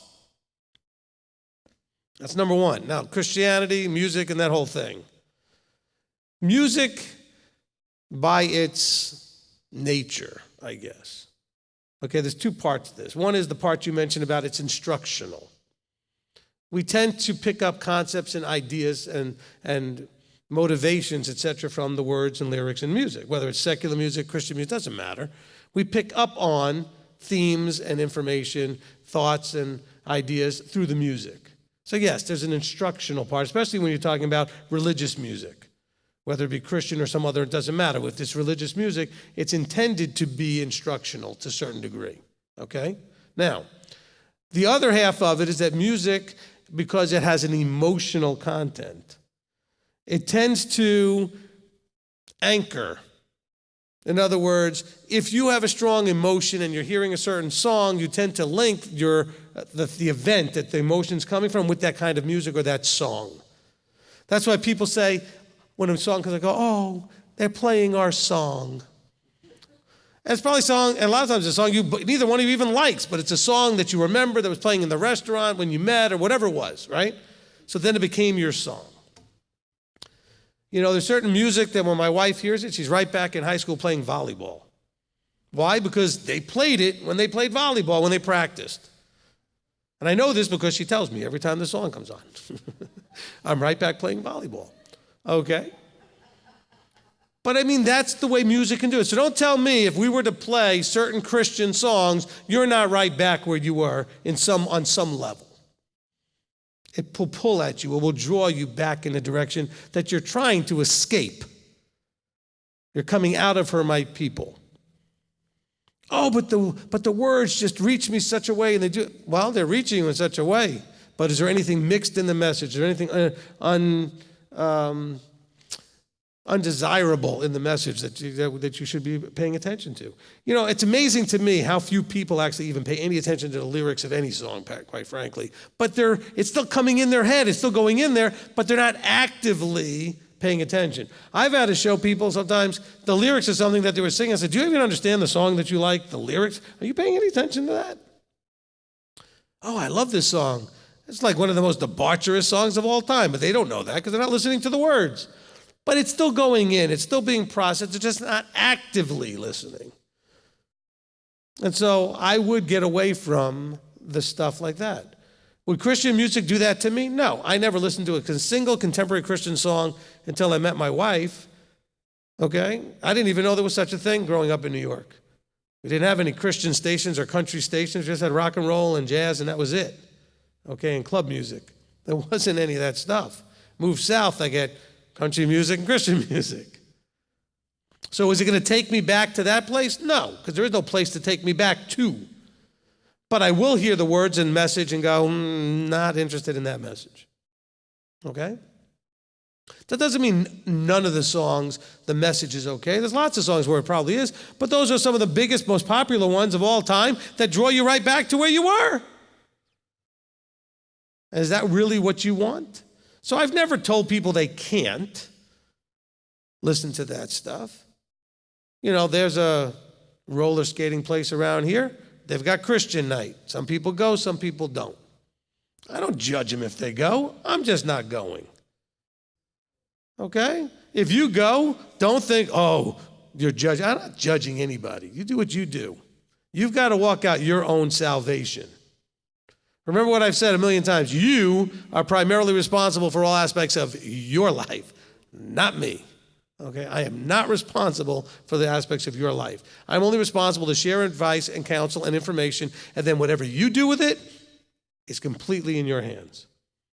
Okay? So I know you think I do because you do it. Because you would be judging and you would be doing well. I don't do that. So if you think I'm doing that, I'm telling you right now, sorry, I don't do that. Okay? I might be disappointed or surprised, but I don't judge you. You're walking your walk. I don't know where you are in your walk. And if I'm disappointed, it's only because I thought maybe you were further along than you might be or whatever, in my opinion. Remember, it's only in my opinion anyway. But I really don't think much about it at all. I just hope people don't judge me or get all upset because I don't go. Or my children might not go. Okay, my children went once just to see what it was.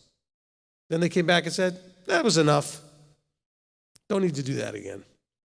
Okay? And so, this is one of those things. So it's a hard thing because it's wrapped up in the right in your own eyes thing. I like it. It moves me. It speaks to me.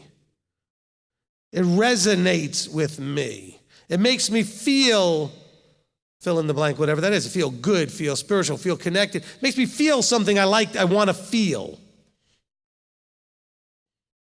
I get it. But I don't get it. Because on the level that I get it, I understand that that's how you feel. On the other part of it is, I don't know why that's relevant. Same reason why people follow teachers they don't need to be following. Why is it even relevant that you like them? I could care less if you like me. I would prefer it, but it's not relevant to what I'm trying to do. Matter of fact, you're in more trouble with the ones you like than the ones you don't like. Because now it blinds you in some way. So it's almost better if you don't like me. Some of you are like, don't worry, Rabbi, I got that one checked. Check, don't like you, we're already on a good page. I got that one covered. I don't care because all I care about is giving you the tools and the information to hopefully give you what you need to go from where you are to get to where you're supposed to get. The rest is on your hands. I've got people mad at me because I don't control more. Why do you let these people do this? Or why do you let those people? Because it's not my job to control anything. Well, why don't you make them stop? I can't make them stop. This isn't a cult. We have in a relationship. People either listen or they don't. That's their choice. I'm only going to protect people from people that are trying to infect. In other words, they're already doing something they shouldn't do and they're trying to get everybody else to do it. As long as you're the only one doing it and you're not trying to get others to do it, you could come in here doing almost anything. We are going to have at some point gender-confused people come into the congregation. And you know what? That's okay. As long as they're not trying to infect others with that mindset and they're trying to work on their own. I've actually already had conversations with people about that who have wanted to maybe come to a feast. And I said, if you come, they were afraid they'd be picked on or some other thing. I said, I will protect you. As long as you assure me you're coming with the interest in trying to figure out how to fix the problem, not spread it. Some of you would be all upset if they were just there. Well, praise Yah, if there's a place they can go if they truly want to work on it. And you got your own issues. Don't judge them. Whatever all of you got some dark something or other that you don't want anybody to know anyway. And you're struggling and you're working with. Just don't infect others with it. In other words, don't try to get others to do what you're doing. Okay, that you're struggling with or whatever. Does this make any sense? All right? I'm just trying to help you understand my job and what's not my job, my role and what's not my role. Because there's a lot of leadership stuff in these Torah portions here, and that's very, very important that we get that. So did that answer your question, Christina? Okay. And again, whatever you decide, it's not a sin to listen to that music. But could it cause some sort of stumble, confusion, or some other thing in you? I don't know. It's safer not to. That's all. Okay? Kathy. Thank you, Rabbi. I am going to add on to Christina. Like last Torah study when we were talking about art, like my sculpture of Yeshua washing a disciple's feet, and you said, no, you don't have to burn and grind that in and do all that. So some Christian music I don't want to listen to anymore. Some I'm emotionally I can only imagine when I'm before Yeshua, will I dance, you know, all that kind of stuff. Some is really obnoxious, and even when I was in the church, no other name, the name, and it was the wrong name, so it was a problem. But here last Shabbat, there were a bunch of young ladies. We were singing a Christian song that had nothing about any name or anything, but basically talking about the water and our walk. And kind of, for me, well, are your eyes on Yeshua? If he tells you to walk out, are you sinking? You know, it is a Christian song technically, because they're not of our belief system. Right. But it doesn't, when that song came out, I was already in Yeshua. I wasn't covenanted. But so should we come to you with that, or can we? No, it's something for yourself. Look, I asked the children to stop because there may be people see, we have to always think outside of ourselves. It may be okay for you. It may not be okay for somebody else. Think of it this way. All right? We put grape juice and wine out for the Kiddush and Motzi because there are people that can't do alcohol. Okay? Now, it's not a problem at all for the ones who it's not a problem at all for. Right. It's a big problem for the people it's a big problem for. So I don't want to cause a stumble. So if I hear people singing something that may not be a problem for some, that's why we try to not do any of that kind of music from the praise team. And we've edited songs out of the praise team that came into the place where people are like, well, you know, and I said, great. We want to make and minimize that problem for the people that might be there. Do not cause a stumbling block for your brother if you can avoid it. Okay? But that doesn't mean that it's a problem for everybody. Okay? Okay. All right? So, you know, so if I who don't really drink ever really, had one beer, it would bother me zero. There are people, if they had one beer, they would be down a road into complete disaster, because it would start them down that. So everybody's different, okay? The beer is not the evil problem. It's how it will affect you. Just like the Christian song may or may not affect you at all, okay? It's just, it matters who it is, where you're coming from. And so, but be realizing that people around you may not think about it the way you do. And so we ask people, for example, in the ladies' groups and the men's groups, etc., not to promote those things in the group because it may not bother some, but it may bother others, and we're trying to be respectful. Okay? So you can ask me if you want, especially because I cover you, but really it's going to be about, I will just turn it back around and say, well, how do you feel about it? If it bothers you, don't do it. My father gave me a lot of, you know, I guess, somewhat useless advice on through the years, but a couple of things were really very useful, like all parents, right? All parents give you somewhat useful things, and some, you know, that weren't so useful. One of the things I liked that he said was, when in doubt, don't. Okay? You've heard that from other people too, but that was something my father liked to say. You know, so I would say the same thing. With these things that are sort of not black and white Torah issues, if it's uncomfortable, or if you know what, just the fact that you had the thought, it's already enough for you to say no. Otherwise, you wouldn't have had the thought. You know what, I'll give you a great example. That was a great question came up when I was taking driver's ed. See how many of you know the answer to this question. Kid raised his hand and said, when do you turn on your headlights? He said, no, not at dusk. As soon as it hits your thought. Because you're not going to necessarily think about it at a particular time. But as soon as your brain goes, I wonder if I should turn my headlights on, that's time to turn them on. Because the answer really is at dusk or whatever it is. But I'm saying is, but the answer I like even better is, as soon as it occurs to your brain, I might need to have my headlights on. There's no penalty for putting them on too early. Okay? And so, the same thing with this stuff. If you're actually wondering if something's not good, so don't do it.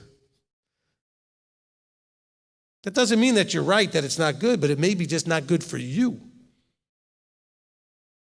And if you have a question, you certainly can call for counsel. But if I counsel you, I'm going to probably turn it back around and ask you how you feel. What's your concern? You know. I try very hard not to get in everybody else's business and their personal everythings, okay? What I'd rather do is give you frameworks of how to address it or think about it. So you come up with your own answers, okay? It's your walk. I know some of you think I'm so, from the microphone, but I got to throw something out there as clear as I can, but, it's still, you got to do what you do with it, okay? All right, who's next? Okay, Rabbi Tom? May I go back to 12:8 for a minute? Yes. Okay. Do not do that which is as we're doing here today. I think it'd be fair to sum that up with one word, a trap that we've all fallen into, rationalization. We tend to make excuses for the things we shouldn't do or the things we should do and we don't and so on. But in conjunction with that, you mentioned Deuteronomy chapter 17, which we'll be getting into next week. And there's a verse that helps us avoid that trap, and it's in 17:11. Do according to the Torah in which they teach you, according to the right ruling which they say to you. So what that shows is that we, no matter how much we know, we have to have someone to teach us and someone to preach the word. And then if we follow that, then we're not going to do the things that seem right to us. Amen. Because we'll know for a fact what's right and what's wrong. Black and white. Amen. Huh? Is that all right? Well, it'll be black and white. It doesn't necessarily mean that it's always going to be right, but you're going to be right if you found the right person in doing what they say. Because look, I don't think we get this enough. We had a meeting earlier today, and we talked about this a little bit in our meeting today, just because it was a topic that came up. We have a king coming, and he's not bringing, as I jokingly say, a tickle feather. Okay, he's bringing a rod of iron, and he's probably going to crush a few skulls, smack a few heads, because we are stubbornly self-sovereign, wanting to do what's right in our own eyes. And I don't know that, again, this is like this, some of the scriptural interpretation concepts are things like what's called light and heavy, okay, and things like that. There's different ways of interpreting verses as they are written in a certain way. We have things like the weightier matters as talked about in Matthew. And I think the weightiest of matters, of course you'll say, of course you do, Rabbi, because you're in charge. No, I think it's because it shows him the most of what he really wants to know about you is how we treat authority. Because as you practice, so you do. So don't think you're going to treat me differently than him when he gets here, or whatever leadership that you're under anywhere. As you practice, so you do. Okay? Practice doesn't make perfect. Perfect practice makes perfect. Practice just makes whatever you're doing more well-developed, whether it's good or bad.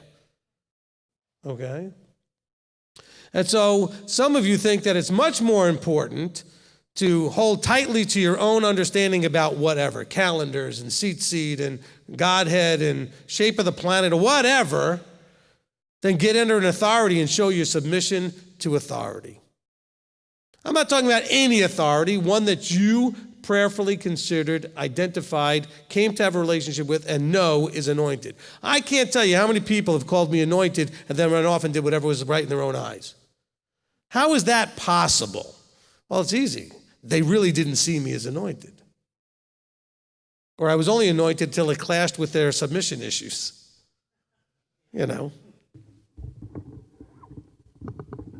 Okay? That's really the problem, isn't it?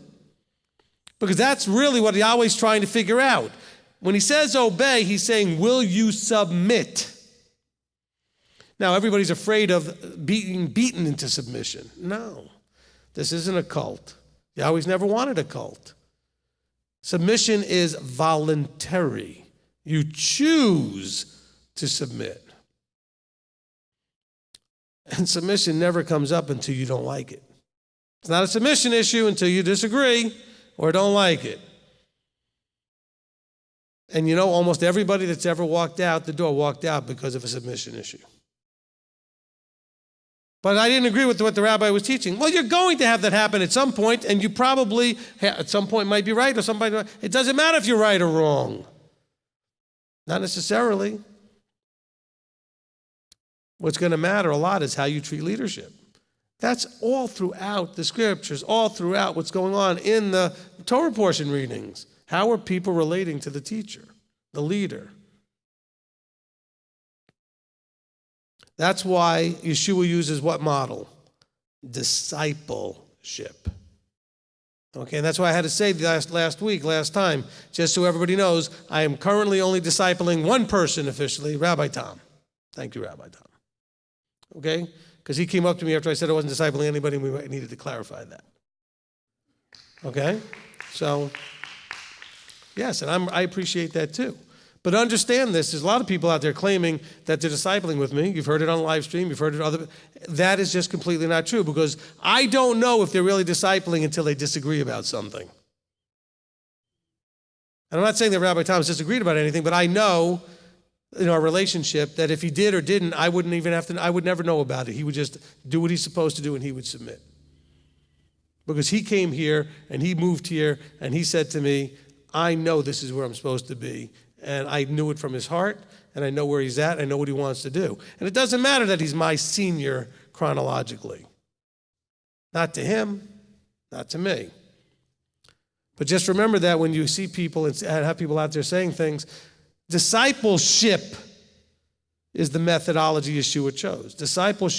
In discipleship, there is no arguing with the teacher. You don't have to agree with everything. You can even discuss and even have a good old debate about something if the teacher allows it, which he may from time to time, for the lesson of that. But when the teacher says, enough, this is what we're doing. What did you see happen with the Nasi? Nasi simply means the head or the prince of the whole thing, like the rabbi above the rabbis, known as Yaakov, James. In Jerusalem, in Acts 15, everybody was arguing about circumcision, and then he said, okay, I've heard everybody's arguments. This is what we're going to do. Did anybody ever say another word about it? Nope. Because they were discipling. And they recognized him as the head of that group. When he said to Paul, hey, I heard a bunch of things about you. Why don't you just mosey on down here to Jerusalem? What did Paul do? Yes, sir. He got up and he went. And by the way, Paul, just to prove that you're not teaching against circumcision and everything, why don't you go ahead and do the Nazirite vow and pay for a couple of these other guys over here too? No problem. Yes, sir. Okay? And so we have a struggle. And I know why we struggle, because it's been done so badly and been such abusive, leadership for so long that we just don't want to trust.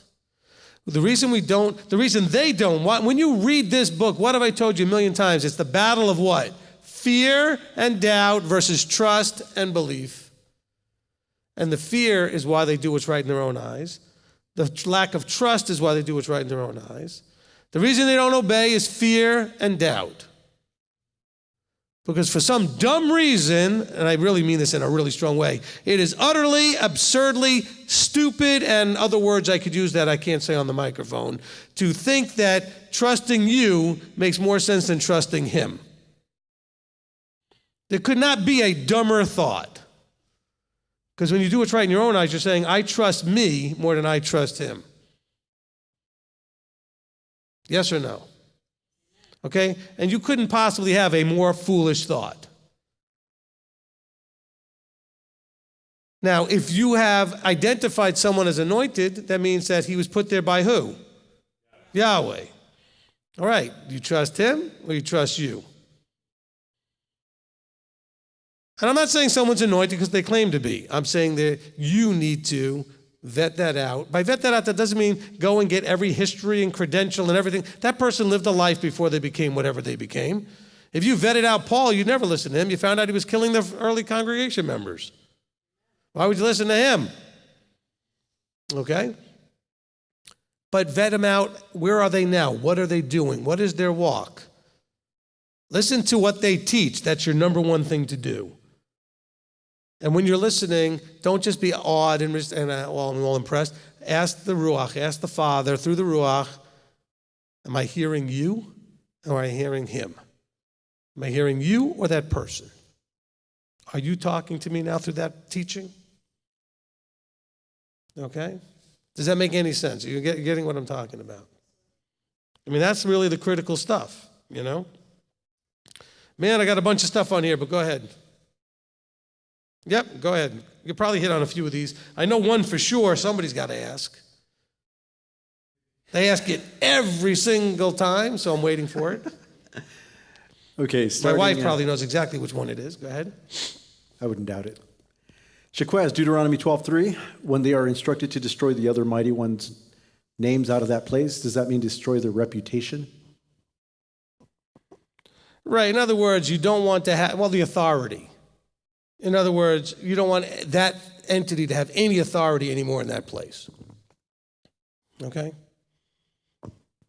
Chino Man 12:7 and 18, do I rejoice in all I put my hand to, praying I will be mindful and begin to rejoice always? Okay, good.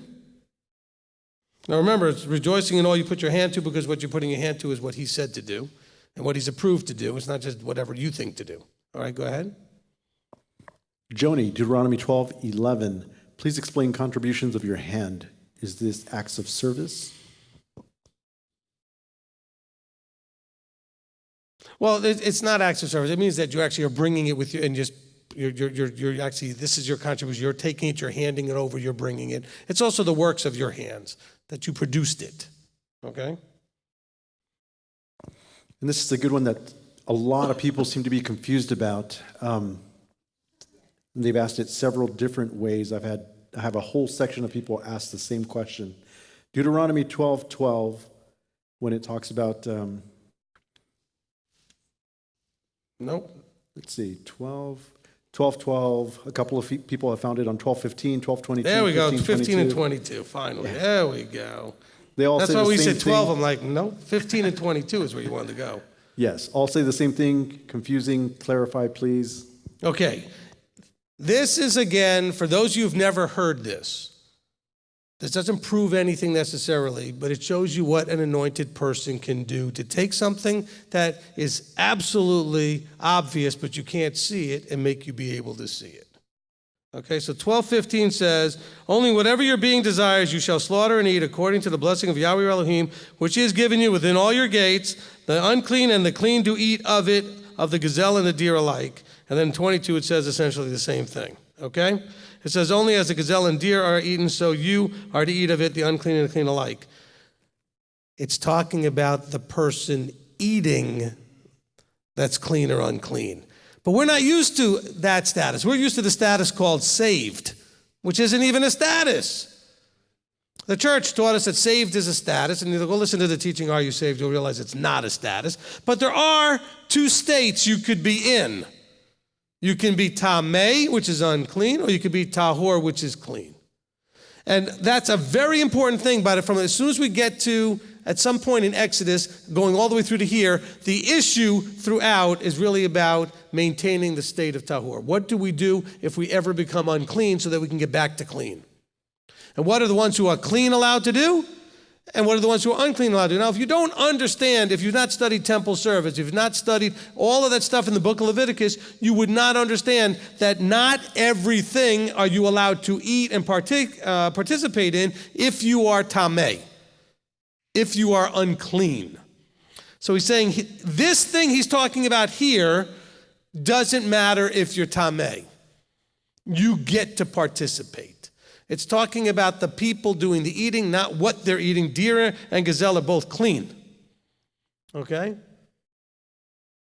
But they're different, right? The deer and the gazelle are not exactly the same. He's saying, look, just like they are different, but they get to do whatever, you get to eat, whether you're clean or unclean, not eating something clean or unclean. And then when you look back, go, oh my gosh, it was obvious. It was always there. It says, only as the gazelle and deer are eaten, so you are to eat of it, the unclean and clean alike. Okay, that one sounds a little confusing. When you go back to verse 15, it says, he has given you within all your gates, the unclean and clean do eat of it. Not you eat of what's unclean and clean, but you, being unclean or clean, can eat of it.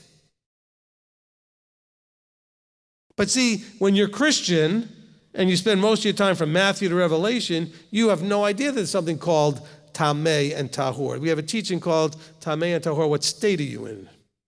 Okay? I think we have that teaching, right? Okay. All right? And so you need to understand this is talking about the status of the eater, not what they're eating. Did that answer the question for everybody? That's the one I'm like, every teaching it comes up, and why has nobody asked it yet? Okay? By the way, packaged in a bunch of this stuff, and I think Rabbi Tom mentioned it briefly, is the idea of when he said, do not do as we're doing here today. There's a lot of stuff that's in these chapters about do not do as they do to me, as they do to their false entities and false belief systems. So we have another teaching out there called do not do as they do. All right? And so that's also maybe a reason why you don't want to listen to Christian music. Okay, do not do as they do. Which is why I'm so excited that we're writing our own now so much, because it's so hard to find even Messianic music that's not a mess. I mean, a lot of us are familiar with a guy named Paul Wilbur. We're all excited. We're listening to the song, and then he throws the J name in the middle of the song. We're like, thank you, Paul. Why did you have to do that? Joshua Aaron will do it as well.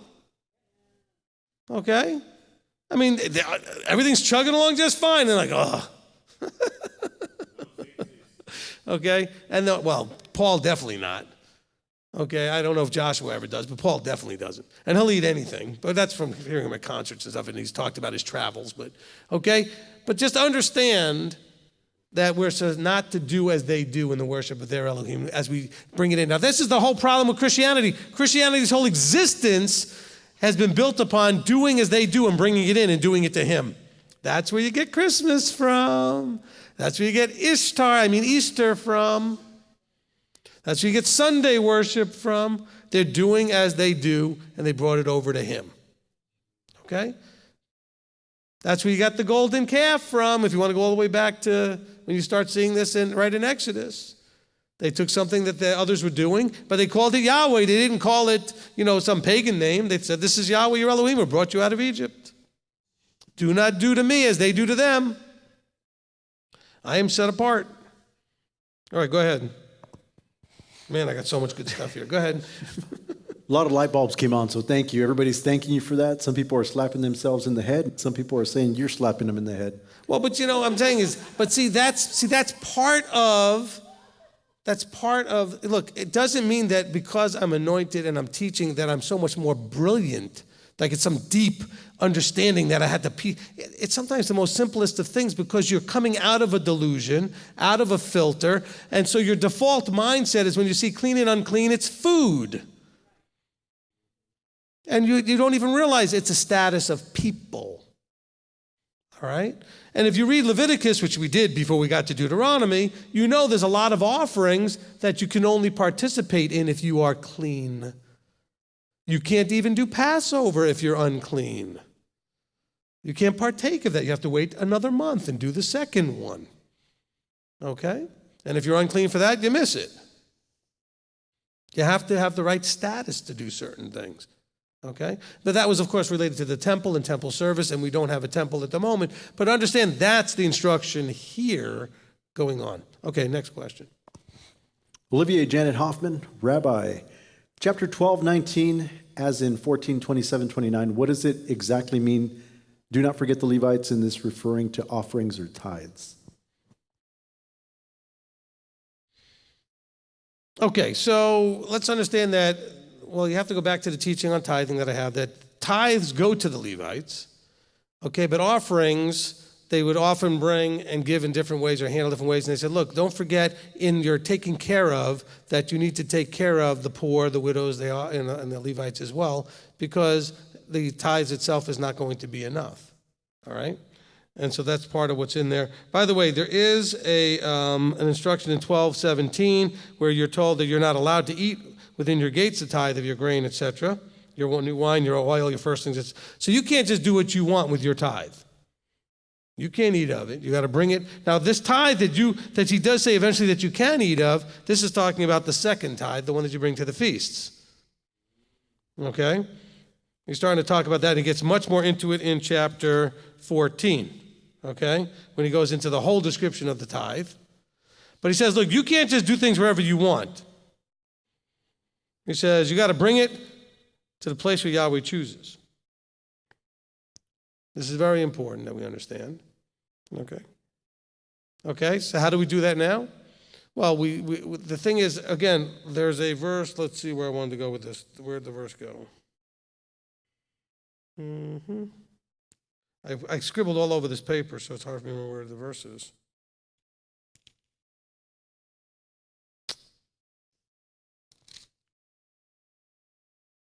Okay, here it is. So in 15:4, it's interesting. It says, "Only there should be no poor among you," and then he says later on in verse 11 that because the poor doesn't cease. Now, what it does try to tell you, though, is that in order to take care of them, you are to bring all of the tithe. This is in chapter 14 when it deals with the third tithe. At the end of the chapter, at verse 28, it says, "The end of every third year, you're going to bring all the tithe of your increase that it was that year and store it up in your gates. And the Levite, because he has no inheritance, and the widow and the sojourner, the fatherless, the poor, etc., you're going to take care of them, and they're going to come and eat and be satisfied." We don't have that setup or structure now. So what you do is you give it to the ministry, and they put it in the storehouse that people who are poor and sojourners and fatherless and widows can come and eat and be satisfied. You don't have the field not to glean the corners of. You don't have those things, generally speaking. Maybe somebody out there does. I don't want to. Somebody's going to be, "Well, I do. I've got a farm and whatever." Yeah, but you know what? How many people go anywhere near your farm? Okay, I've been around where there's some farms out there where there's not even a house for miles and miles and miles, just farms, either with animals but there's no houses. The people live further away. They come and they work their farms, and they don't even live on the farms. Out in Missouri, there's just miles of this stuff. And no houses, no people. Who's going to glean from your farm? But you take the tithe and you bring it into the warehouse, because it says that you should be storing it up within your gates. Well, we don't have a place in our gates to store it up except the ministry. And guess what? All of you know when you have need to call who? The ministry. And so that's how we can do this today. "Oh, but you're not Levitical." Well, there's also something we've been talking about. There's another priesthood called the Melchizedekian, the kind that got the very first mention of tithe. Abram gave it to Melchizedek. So don't be all like, "Well, we don't have Levites, so we don't do this anymore." Tithing was always done to a priesthood, whether it was Melchizedekian or Levitical. Okay? All right, so hopefully that kind of answers the question. What else you got? Going back, a couple of people had questions regarding your status change. Somebody wants to know, how do we change our status then, except avoiding clean foods? And also, okay, so you're probably never going to not be Tameh living in the journey out here in the wilderness. And so it's not about the status. The status was a temple-related issue. In other words, your status mattered only in the context of the temple. There were things you couldn't do in the temple because of your status. Everything else you could do. I mean, if you were Tameh, look, if an animal died on your property and you had to move that animal, you were unclean. Ladies, every month, you have your cycle, you're considered unclean. If you touched someone while you're in that status, they became unclean. If you sat somewhere and they sat there, the status was something that happened and came up on a regular enough basis because of temple issues. Without a temple, not an issue. Okay? That doesn't mean that doing something you shouldn't do is not still sin. You could do things that had nothing to do with sin and be Tameh. Okay? Because Tameh was because you came into contact with something connected somehow to sin or death that would render you unclean. Okay? If you accidentally ate something you shouldn't, and it happens, okay, you would be unclean. Only till evening, but you'd be unclean. But only unclean relative to the temple. Now, that doesn't mean that you wouldn't repent and say, I caught myself, I made a mistake, or somehow there was a mistake. Look, I can't tell you how embarrassed I was the one year, it's a long time ago. It was during unleavened bread. I was working that week, just when it wasn't the holy days, and I went to work, and somebody brought in it was their turn to bring in the donuts, and didn't think a thought, went over, grabbed one, took that first big bite, and was like, oh, that's, oh no, I can't believe what I just did. Because you don't always have enough before the frontlets between your eyes, right? And have it in front of you. You could just find yourself and you're like, now, it would never have happened at my house. My house was clean. Went to work. Wasn't thinking because I was in a different place, different context. Remember how we said music can take you into a place? The job took me into a whole different place. I wasn't thinking about Yah at that moment. I was thinking about the job. And took that first big old bite. Now, here's the thing that he was watching me. He wasn't watching me to see if I took the bite. He was seeing if I took a second bite. I did not. Okay? But that's what Yah was really more concerned with. All right, he made a mistake. What's he going to do? See, don't be so upset about the mistakes you made. He wants to see what you do next. What are you going to do about the mistake? Okay? He's not so concerned about the mistakes you make. He's much more concerned about what you do next. Okay, I said that again because I know Manny wants to write it down. All right? He's not so concerned about the mistakes that you make. He's much more concerned about what you do next. That's when he learns a lot more about you. We get into that autopilot and we're not thinking very well, and so we do things. And then all of a sudden it hits us. Uh-oh, I just did something I shouldn't do. Now he's really watching. And meanwhile, you're so beating yourself up because you made the mistake. He's not that upset about the mistake. He wants to see what you do next. Are you going to repent? Are you going to make the adjustment? Are you going to fix the problem? Are you going to own it, fix it, release it? What are you going to do? Very important. Okay, go ahead. You answered probably the second half of somebody else's question. Does baptism factor into that as well, being clean or unclean? What was that? I believe you answered the following question, Okay, which is good. was baptism a factor in clean or unclean? Yeah, baptism's a part of that. It's a symbolic act about changing status. And we talk about that now with the 8 declarations. It's a symbolic act of changing status. Okay? All right, Olivier and Janet, chapter 12, 16, 23, and 24. Because we are commanded not to drink blood and pour it on the ground, should we then eat kosher meats only? Okay, look, this is something that's really important in this chapter, okay? Let's deal with things on a Pashat level. Okay, Pashat level is a simple, straightforward level. This says here very clearly, it says, only be firm not to eat the blood, for the blood is the life. Do not eat the life with the meat. This is about a practice that was very common of eating fresh kill.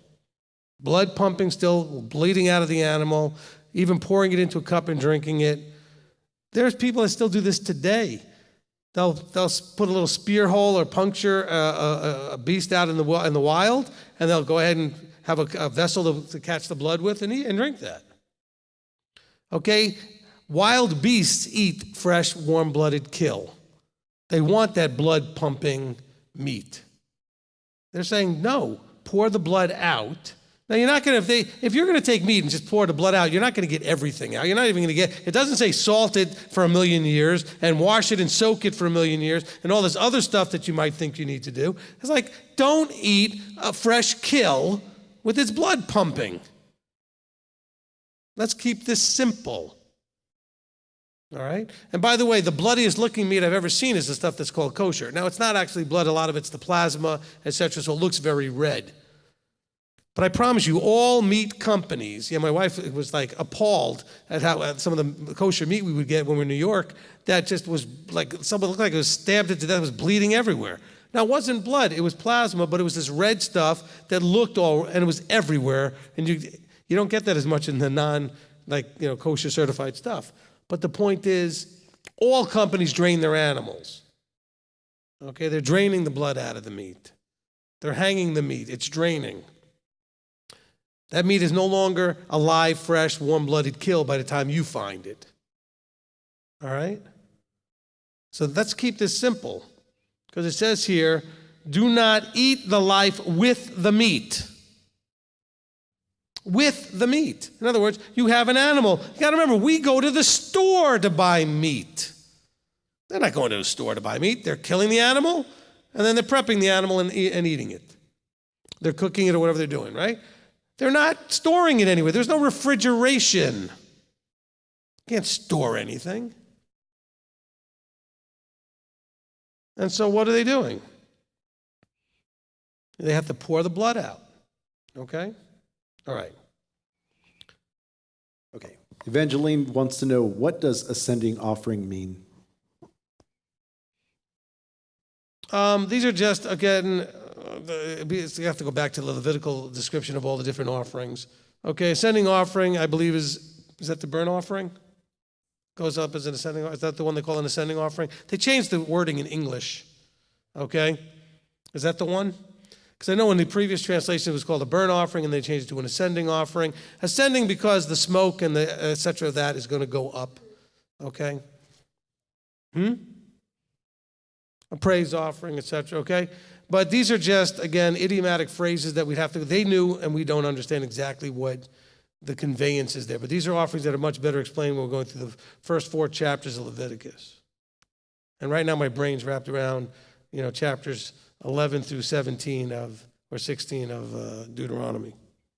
Okay? But a lot of it also is hard for me because it's translated different now in the new translation than in mine.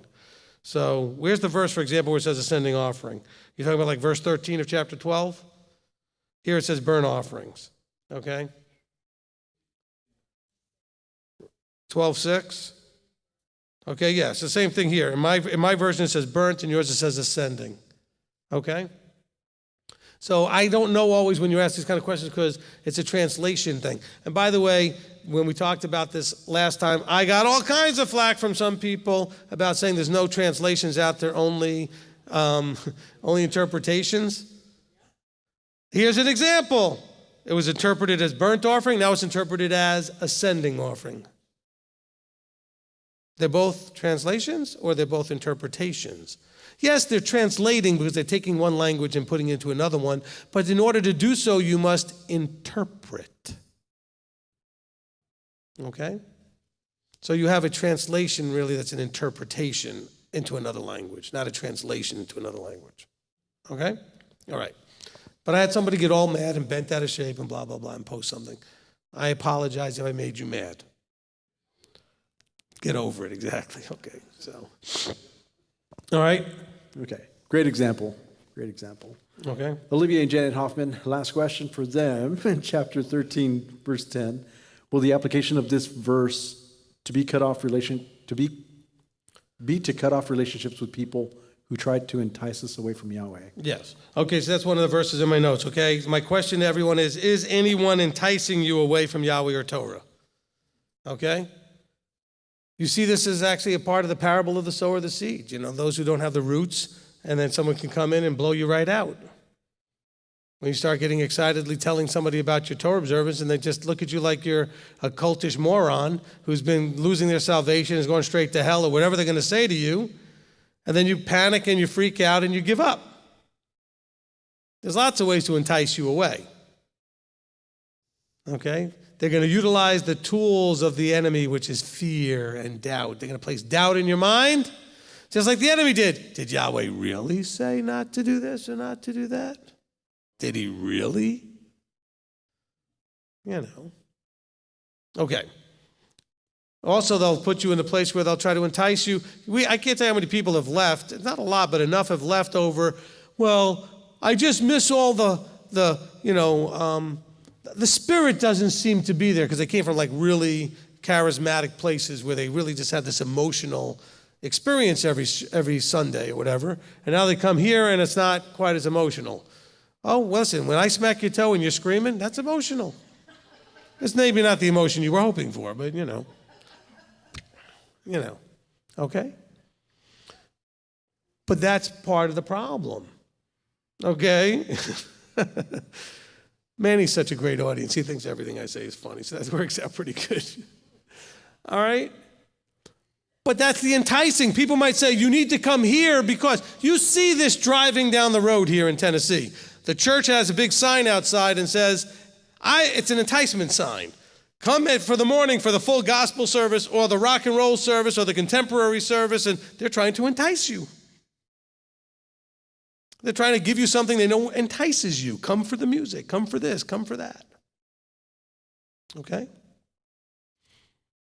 Don't be enticed. So when your question is, if you have anybody around you that could draw you, I'll give you an example. All right? And again, not everybody's the same. But, there's a couple of very prominent guys out there. One of them's a guy named Nehemiah Gordon.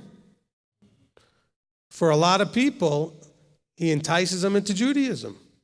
I don't think he's actively doing it, but it effectively has that effect. And it doesn't end up doing that to everybody that's ever listened to him, but enough. Because I've known him personally even, for 20 years, almost. And I've spoken to him. It's been a long time. But I now recognize what's happening through him, whether he's doing it on purpose or not. And you have to recognize that there are those out there that reject Yeshua. A lot of people are running right into Judaism because of people like that. And he's not the only one. But there was a couple of very prominent teachers within the Messianic in different parts of the world that after hanging out a long time with him, gave up all of it and went into Judaism. Now you could say that's not the causality. I say it is. Do I think he did it to them on purpose? Absolutely not. Okay? I don't think he had any intention. I think some of the other people now who have taken that stuff from him, they've got intention. It's kind of like a reformed smoker, how they want to just walk over and knock cigarettes out of everybody's mouths, But I don't think he did. But you have to recognize that something can be an enticement. Some of you, we have people that have been in our congregation that said things to me like, well, I love this phrase. Rabbi, do you have anything you can recommend that can help me? I want to get deeper. There's a lot of stuff piled pretty high and deep. I don't think you want that stuff. What do you want to get deeper in? Okay? I got my big boots on most of the time to walk around talking to most of you. Okay, I'm sorry, I put the cheesy grin on. Okay? No, seriously. All right? Look, deeper, you know what happens? They end up right into Judaism. Because they'll go and find rabbis that think they're teaching deeper, and they got all these other levels and this and that and everything else they want to get into. And the next thing you know, the person's giving up Yeshua and they're going to Judaism. People from here have done that. Okay?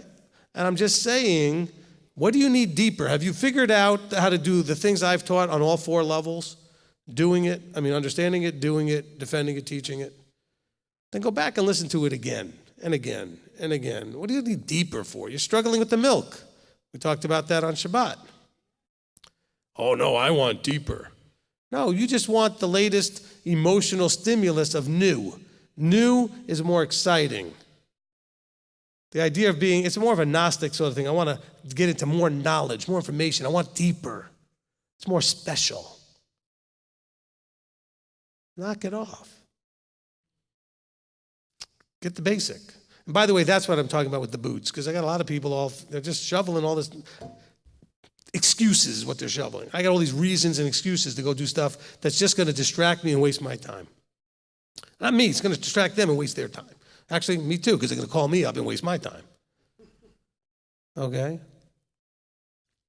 Okay, so yes, be careful of those that are out there that can be an enticement. You'll be on YouTube, you see something on the sidebar, you grab a hold of it, and it got your attention. You know what can be an enticement also? And not even just leading you away from Yahweh this way?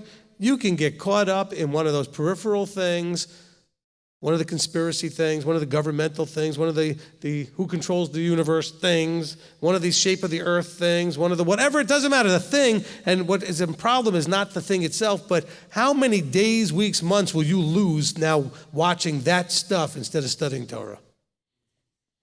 I've had conversations with people who said, Rabbi, you don't understand. I spent like 15 hours a day for the last 3 weeks studying this. That's a problem. Why would you be studying anything that much that's not this? Whatever it is can't be more important than this. So is that enticing you away from him? It could be something as benign as health stuff, naturopathic stuff, whatever. If you're spending and being pulled into it so much that you're not doing your attention here, it's got more attention than him. Well, that's enticing you away from it. It's a new idol for you. Okay, so the answer to the Hoffmans, you need to avoid all that stuff. Anything that's going to draw you away from putting him first and giving him your primary attention? No. That doesn't mean don't do it at all, but be aware of how much you can be drawn into it at the expense of him. Okay? Next. All right. I didn't even get to my stuff. Richard 14:21 says, not to eat, but can be given to the foreigner. Why is it okay for them to eat it and not us? And the mother's milk, what is the point of that? What was the last part? The mother's milk. Okay, so 14:21, bing, bing, bing, is in my notes. Okay, look, this is one of those few verses that comes up just a couple of times that says, do not cook a kid in its mother's milk, or do not cook a young goat in its mother's milk. And so all of you now need to give up your cheeseburgers. That's not what it's talking about, okay? It's actually literally talking about not cooking a kid in its mother's milk. I know that's shocking, that it might actually mean what it says, okay? And not necessarily extrapolating into like separating meat and milk and dairy and the whole nonsense like that, okay? And so you could all go get separate dishes and have separate kitchens like the Orthodox, okay? And eat off of very fancy looking plastic so that you don't have to deal with your separate dishes sometimes, okay? So you could throw those out or whatever. But let's just kind of settle this milk meat thing real quickly here, okay? We're going to go to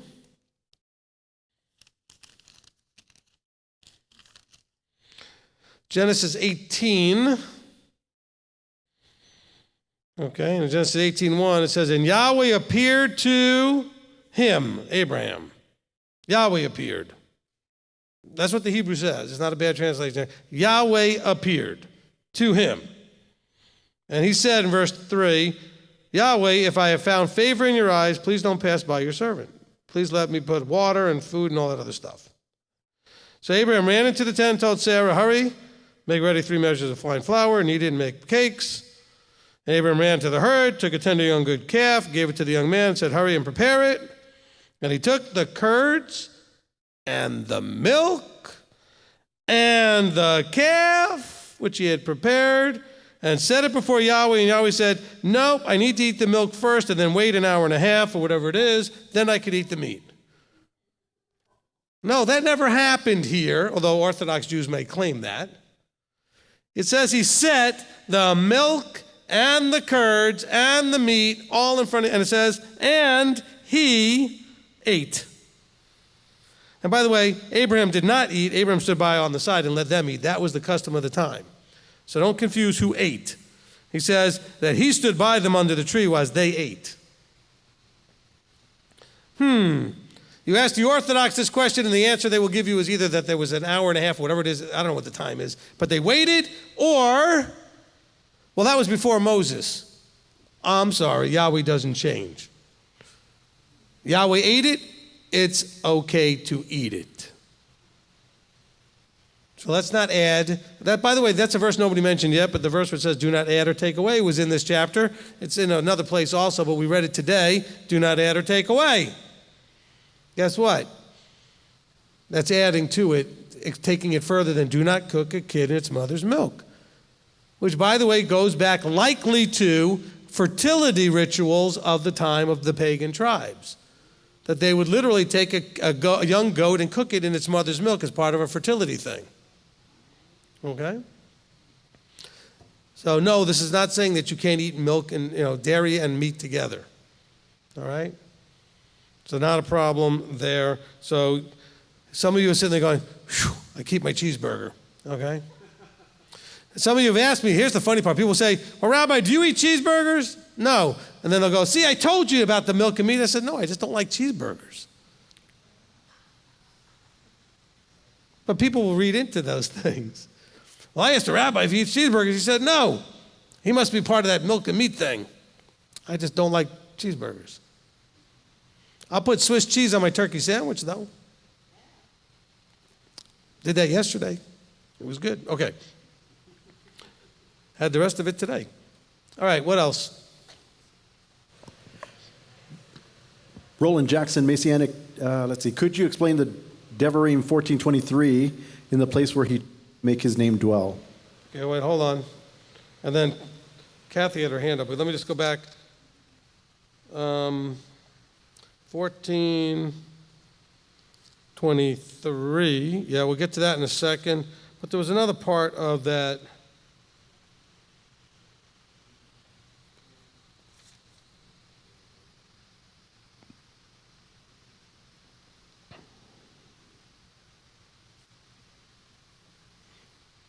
Okay, so there was another part of the verse 21 that I didn't answer, the part about giving it to a stranger. Okay? You got to understand that the rules only applied to Israel. When I say applied, meaning it's not that they didn't apply to everybody else. He had no expectation that anybody else would do them. His expectation was Israel would do them, or the ger stranger, the proselyte, who was expected to do what Israel did. Okay? Okay, but you can give it to... Now he says, with whatever dies of itself, you can give it to a stranger within your gates to eat or sell it to a foreigner. So this, he says, this particular thing, you could also give it to the ger. They haven't committed yet. They're not part of Israel. This one you can do. So he's being very specific. Okay? Or the foreigner. Why? I don't know. By the way, there's things called chukim, which are laws that we just go, I don't know. It's his rules. Because he said so. Okay?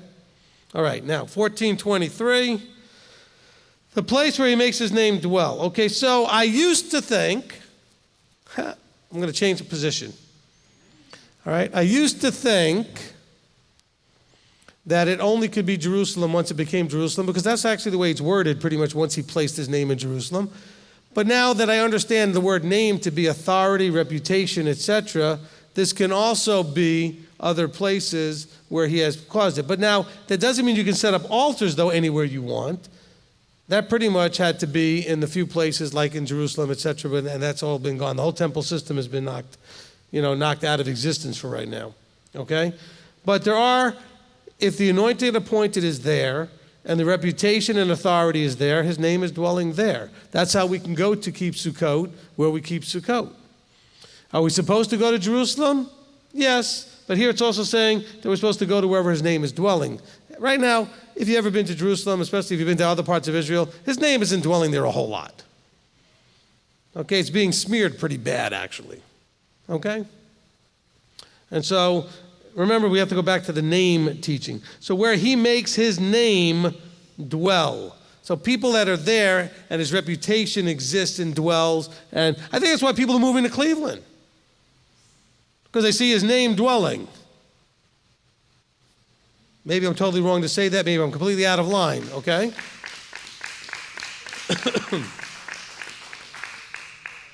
And not because I've said so. I think people see that. And they're drawn to it, okay? I'm only saying these things to help convince these undecided couples right here that they need to move here. So, I mean, it's the only reason I'm saying this. No, I'm kidding. All right, so... Go ahead, quickly, where it's almost 10:30, and I got a couple of ones that I want to add myself.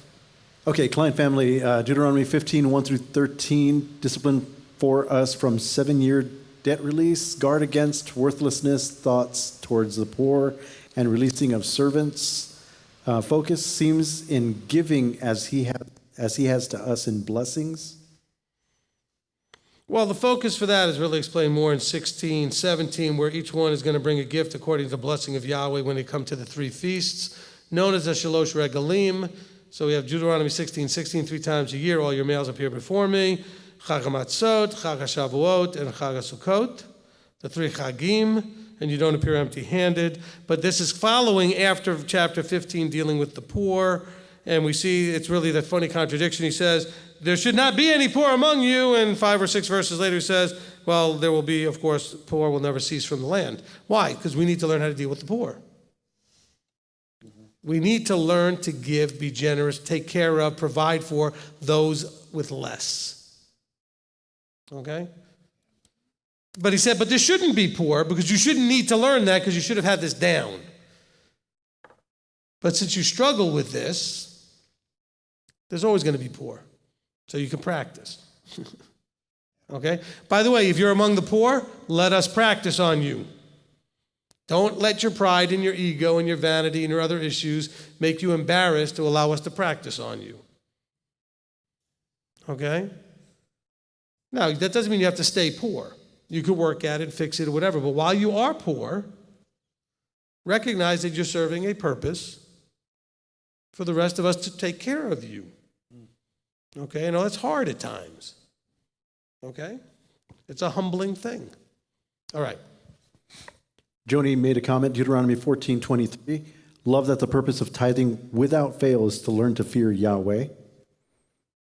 Harold and Betty Olson, chapter 15, 1 through 3. Does brother mean those inside the camp, and does foreigner mean those outside the camp, including family members? Okay, I'd have to go into Hebrew to get the exact meaning, but foreigner would be either those outside the camp or those dwelling among them that are not Israel. Okay, because you have various levels of foreigner. All right? But the stranger usually is translated from the ger, is the one that's trying to figure out if he wants to become. Foreigner means somebody that, okay, like for example, if I were to travel to Italy, Germany, doesn't matter, any other country, I would be a foreigner in their land. So there's actually a Hebrew word that more describes that. If my next door neighbor was a visitor from, like, look, especially with the way the snowbird thing can work and everything else, I could have Canadians who are like, spend half their year living next to me, especially if I lived in Florida. So they're strangers, but they're living amongst us. They're really not Americans, they're Canadians, but they have the ability to spend a part of the year here. So those are still foreigners. So let's understand, so you have Israel as one status, the proselyte, which is the foreigner who's thinking about joining, so it's called the stranger, and then you have the true foreigner, okay? This all is explained in a teaching called the Passover Q&A when I go through chapter 12, in the chapter around verses like 42 or 3 to 48, the end of chapter 12 of Exodus, okay? And it covers those terms. Okay, what else? Liz says, what does it mean to observe the new moon, and are we not supposed to cut our bangs? Okay. Some of you have had bangs way too long. Okay? Now, I just know some people personally that they need to cut their bangs. Now, the rounding the corners of the head and what, okay, where's the verse for that? Where's the, where was that verse? Okay, on chapter 14, verse 1, do not cut for yourselves nor shave the front of your head for the dead. Okay, so the shaving the front of the head for the dead was a whole different thing on the front of the head and everything. For the dead, so no, don't go ahead and do that, okay? But that's for the dead, and it's not cutting your bangs. You can keep your bangs. Just look in the mirror and make sure that you need to keep your bangs. Okay? My wife's laughing like, what are you doing? Because she knows who I'm talking about. Okay, so now, that being said, what was the other part of the question? There was something else about. What does it mean to observe the new moon? The new moon. Ding, ding, ding, ding. Okay, that's probably the last thing I want to talk about here. So let's just cover that.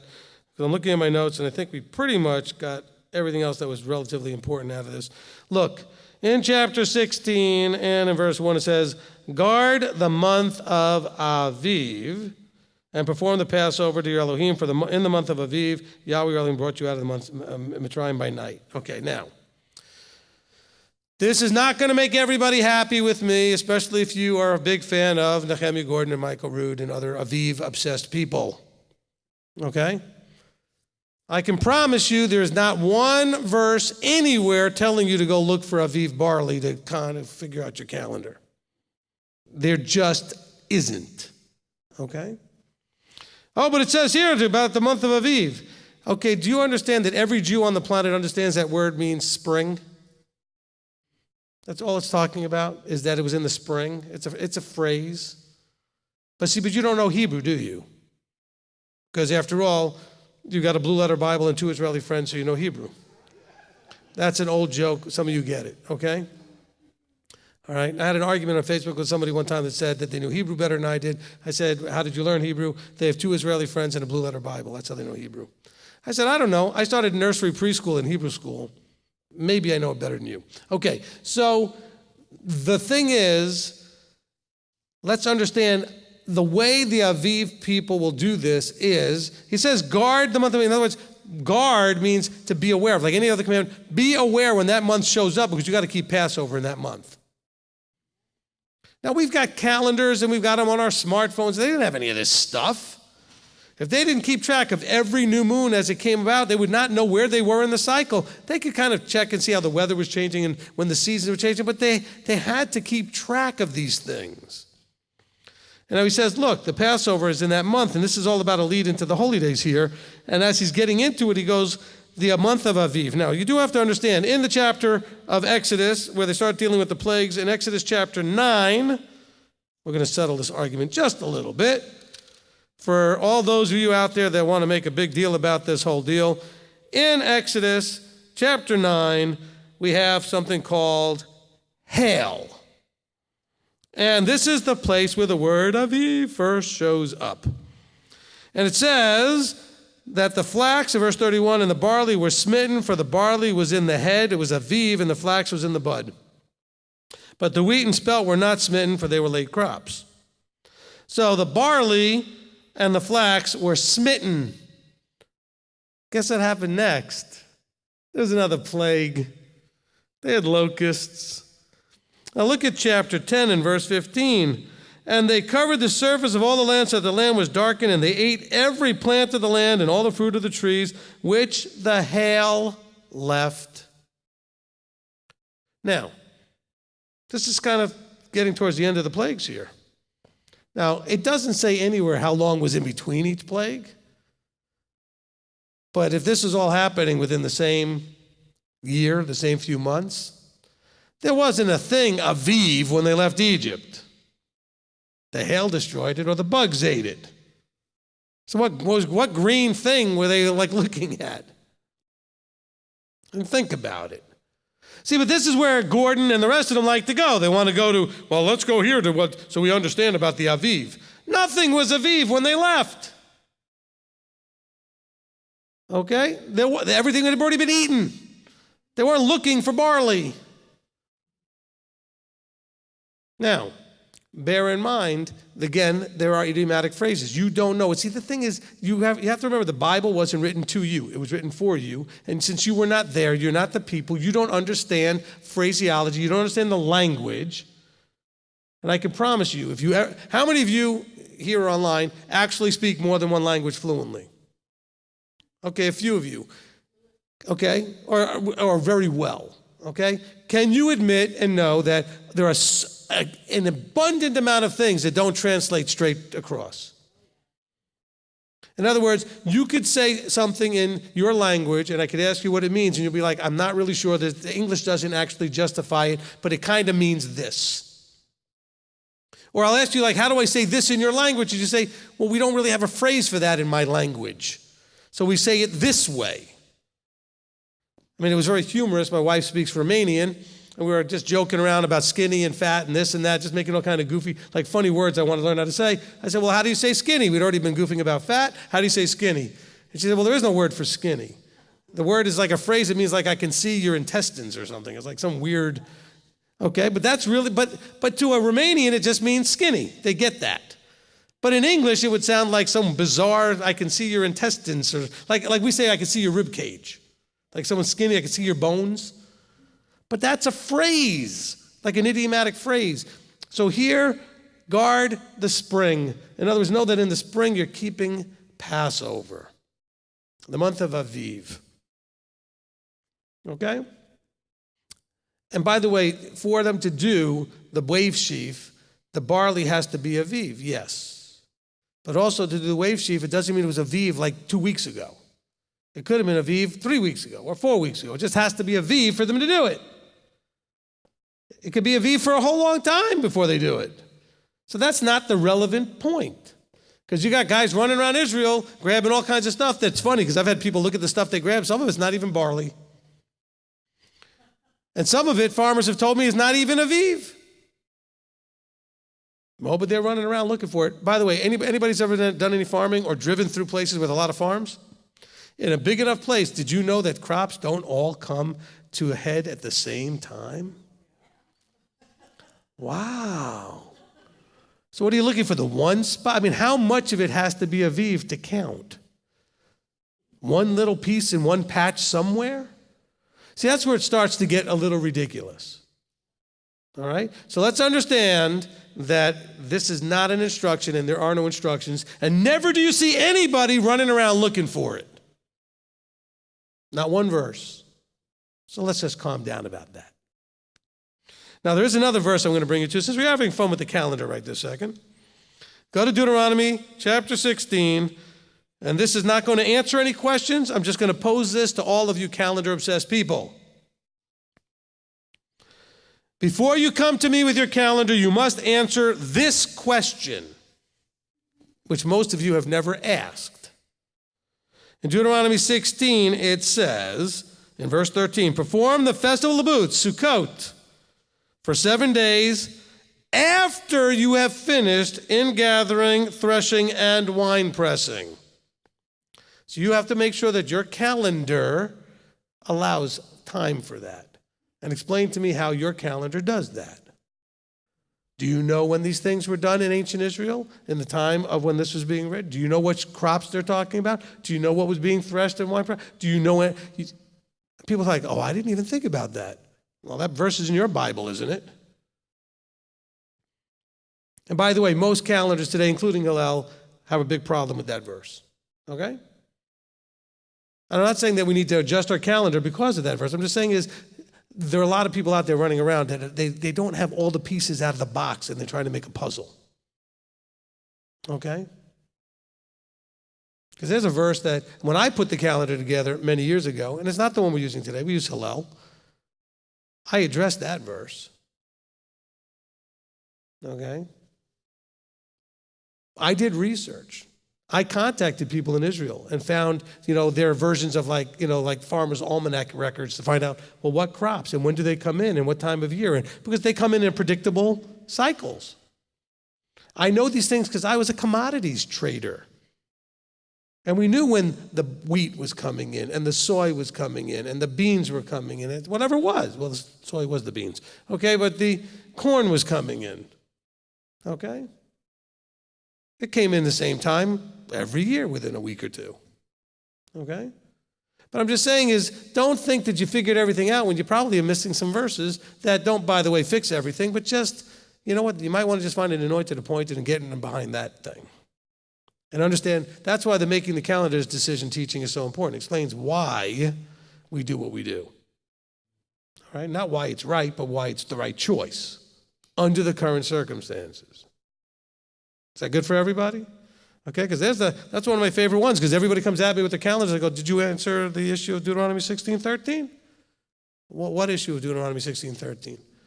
Threshing, wine pressing, done, all that stuff? No. Do you even know what crops are going on? No. All right. Because you weren't leaving that stuff in the field and going to Sukkot. Because you come back, it wouldn't be there anymore. It would be just rotting on the vine. It's rotting in the field. All right? Anyway, so I just wanted to throw that out there because after all, I haven't stirred up things quite enough until just now. So actually, I'm going to give you an encouragement, okay? Chapter 12. I found one more. This is one I wrote today. I want you to catch a process in chapter 12. It says, but you shall pass over the Jordan. This is your life. You're passing out of whatever it is, and you're passing over the Jordan, and you're going to dwell in the land which Yahweh your Elohim giving you to inherit, and he shall give you rest from your enemies round about, and you shall dwell in safety. I want you to pay attention to the key words here. You pass over, you have to actively leave where you were. You have to dwell. That means you have to go in there and functionally do the things you're expected to do. And then he will give you rest, and you will dwell in safety. Follow all that. That was one of my things I only wrote today. Okay? I thought that was really cool. There's a flow there. He says, you have to go over. He didn't carry them over. They had to pass over the Jordan. Then they had to dwell. You have to live with it. You got to do it. You got to walk it out. You got to work with it. He says, and then he gave them rest from their enemies so that they could dwell in safety. I thought that was cool. So I'll let you have that one as a finishing, because I feel like I didn't give you enough today, so. Okay? All right. Let's get somebody to close us up in prayer. Go ahead, you do it. You got the mic. Father, thank you so much for tonight's meal. It was truly amazing. Thank you for allowing us to spend this time here with our family and with our family, extended family online. Abba, I just pray for this ministry, continue to pray for MTOI, and definitely pray for our rabbi here. Father, I ask that you just be with us tonight. Allow us to just really soak in as much as we could soak in. Allow us to really take in what we need to take with us that really needs to deal with us, that we need to use for our lives. Abba, I ask that you just take us home safely, that you be with us, and that you help us, and that you help us just continue to be hungry for your word. Continue to help us through our trials to make us stronger, and really just help us to just build our relationship with you and continue to hunger for you. In Yeshua's mighty name I pray. Amen. Amen. Abba's not as concerned with your mistakes as he is with what you do next. Okay, he's watching. All right, anybody wants to come up here to wave, come on up. We're going to we'll say Laila Tov, Shavua Tov. Laila Tov means good night, Shavua Tov means have a good week.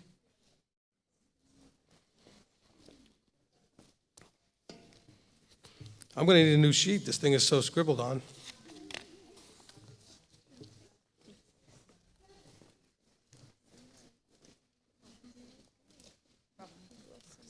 You can get used to this.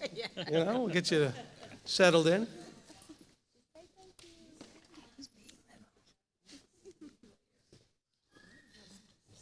All right, here they come. Last couple of them. There you go. All right, everybody in? Gabriel, we got everybody in? Yeah. All right. Okay, hold on. Let me coin up here. All right, here we go. On three, we're going to say Laila Tov, Shavua Tov, and then we're going to tell them how much we love them. Here we go. Ready? 1, 2, 3. Laila Tov, Shavua Tov, we love you. Thank you. All right.